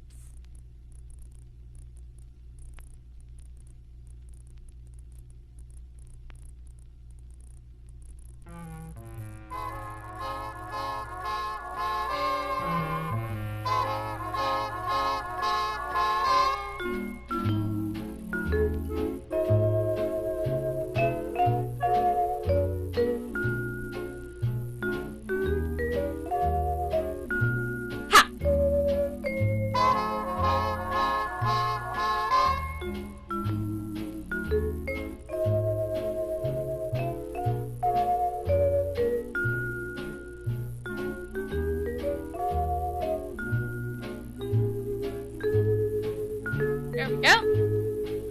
And easy is... Heckler, impossible! How could you lose? It's always you! You keep defeating me! Why? 'Cause I have more to fight for.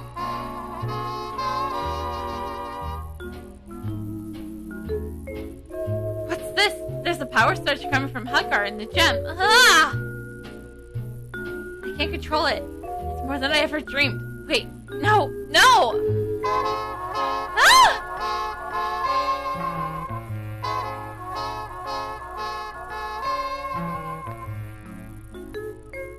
Are we too late? Nativia, I was counting on you to keep that gem safe, but I wasn't expecting that young lass to be in Avoya as well. I suppose I have to plan for the worst case scenario. You begin to wonder why Akara meant by worst case scenario, but decide you'd rather know. Akara, what are you doing here? Elmar glances at Akara suspiciously. I was here to cure you of your chronic stupidity, but it seems that I'm too late. One of those memories are about the gem have matured. Akara seems displeased. That Landorus the last has outdone the ancient king's seal. The demon Trelmon, who destroyed this kingdom long ago, will soon be free to show us the power that laid a kingdom to waste. Wayna's ancestors were guardians of this ancient kingdom. When some fools released the Telman into the world, Rena and her kind used their powers to seal this evil, resulting in it being sealed along with it. How did you know this? We translated hundreds and hundreds of ancient texts, and there's nothing, not a word about what happened to this kingdom. If we get the chance, I'll reveal it all to you. If we get the chance. Right now, there's much more that grips at hand. You two must combine your powers, human and dragon, old and new, to steal Talon away before he can regain too much to his former rights.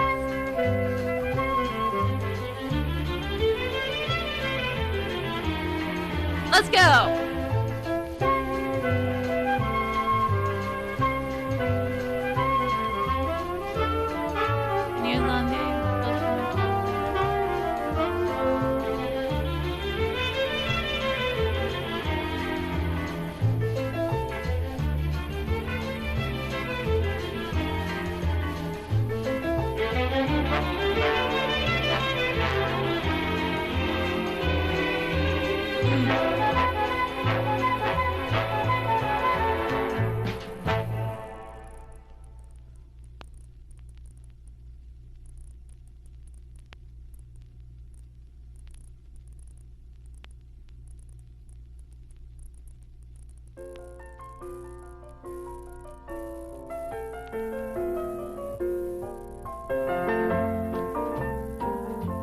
Let's go!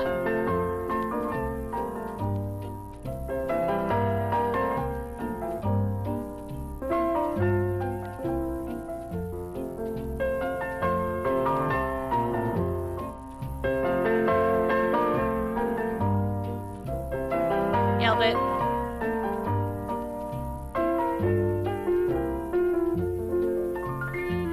Nice.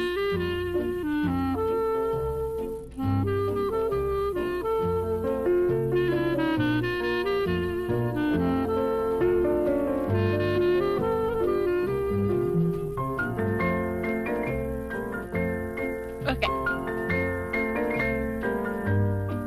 I can barely believe it. It's like we all just had a brush with Doom Days. Omar's breath of sigh relief. Hey, Nitavia, are you okay? Omar passed tears to her. I'm really sorry about all you've been through. At least we can finally find the legendary Omar Temple. At this point, it's my only consolation. Omar laughed, sounding somewhat relieved. Who's that? Overall, though, I guess I have to take it as a success. Now we have to start surveying the temple. From here on out, everything that rests on your shoulders. That's relief to me. Omar lets out a sigh. Let Hayes know how things turned out and tell him how the star plan was a success. By the way, I noticed your strange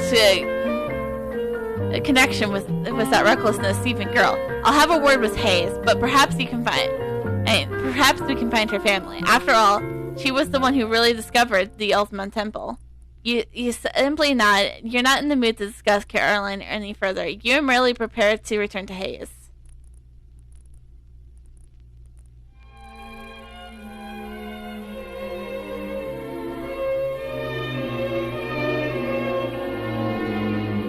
Yo, new Kirby game! Thanks. Let's make this a little easier.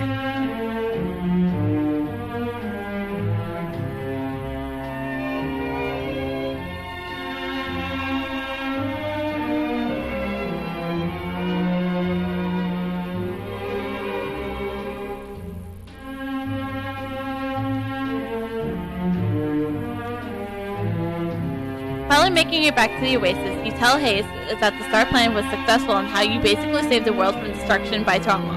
You don't, however, bring up Caroline. Excellent! Most excellent indeed, Hayes retorted. After such a long push, we finally found the Ultimate Temple. The whole Alliance will be eating crows when they find out I was right. Seeing how happy Hayes is, you definitely decide not to bring up Caroline after all. You let Omar explain her part when the time is right. I'm very satisfied with the work you've done, Nitavia. Signing you to the exploration team might have been the best investment I made.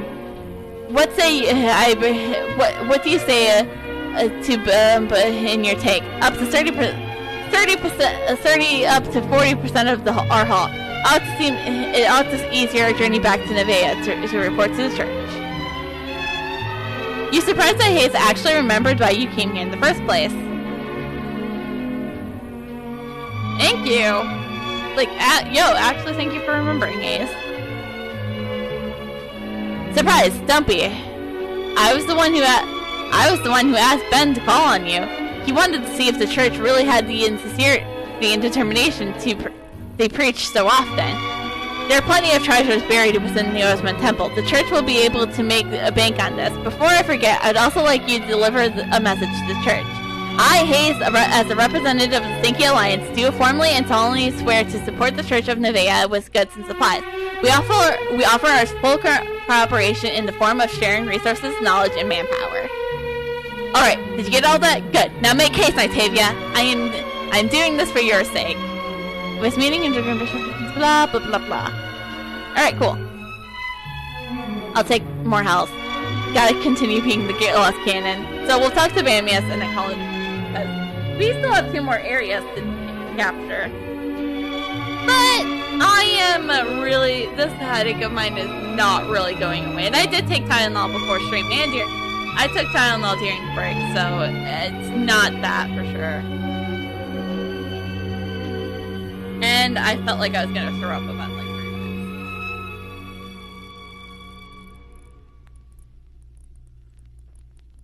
So I think I'm just gonna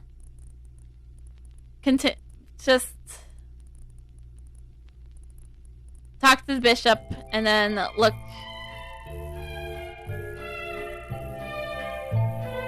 like a way to end this.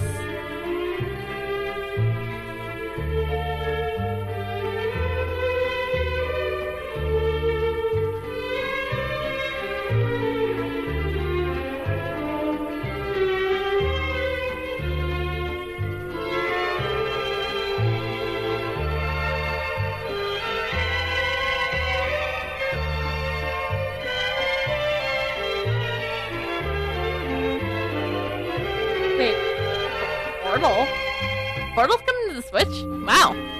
I mean, I have both games on Steam, and I might play those on stream at some point.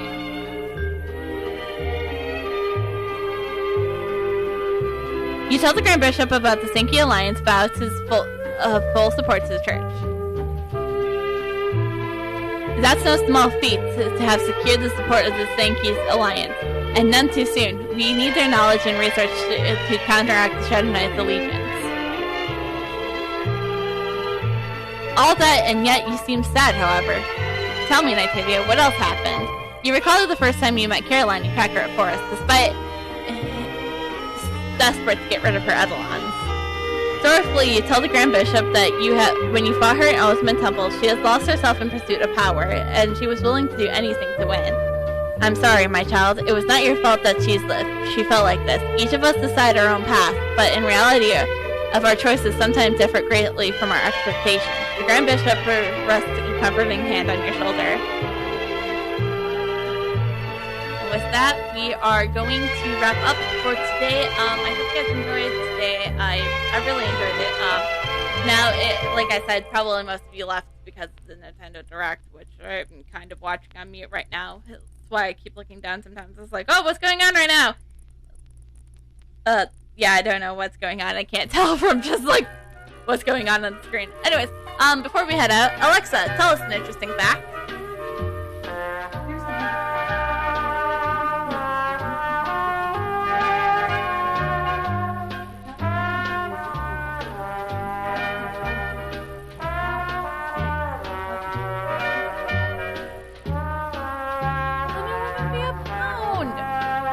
Anyways, I will be back tomorrow at 6 p.m. Central for the grand finale of Phoenix Wright Ace Attorney Justice for All. I'm kind of happy and sad to be ending that game. It was a good game, you know? But, like I said, there's probably going to be a bonus stream on Friday with more Vasto cleanup details with the mods. And I'm assuming we're going to have VMod this weekend, but I'm unsure if we're going to be doing Minecraft or not. So, yeah. I'm just going to do a quick check if there's anyone to raid. So, and if not, I'm probably going to call a nod. There's going to be no raid.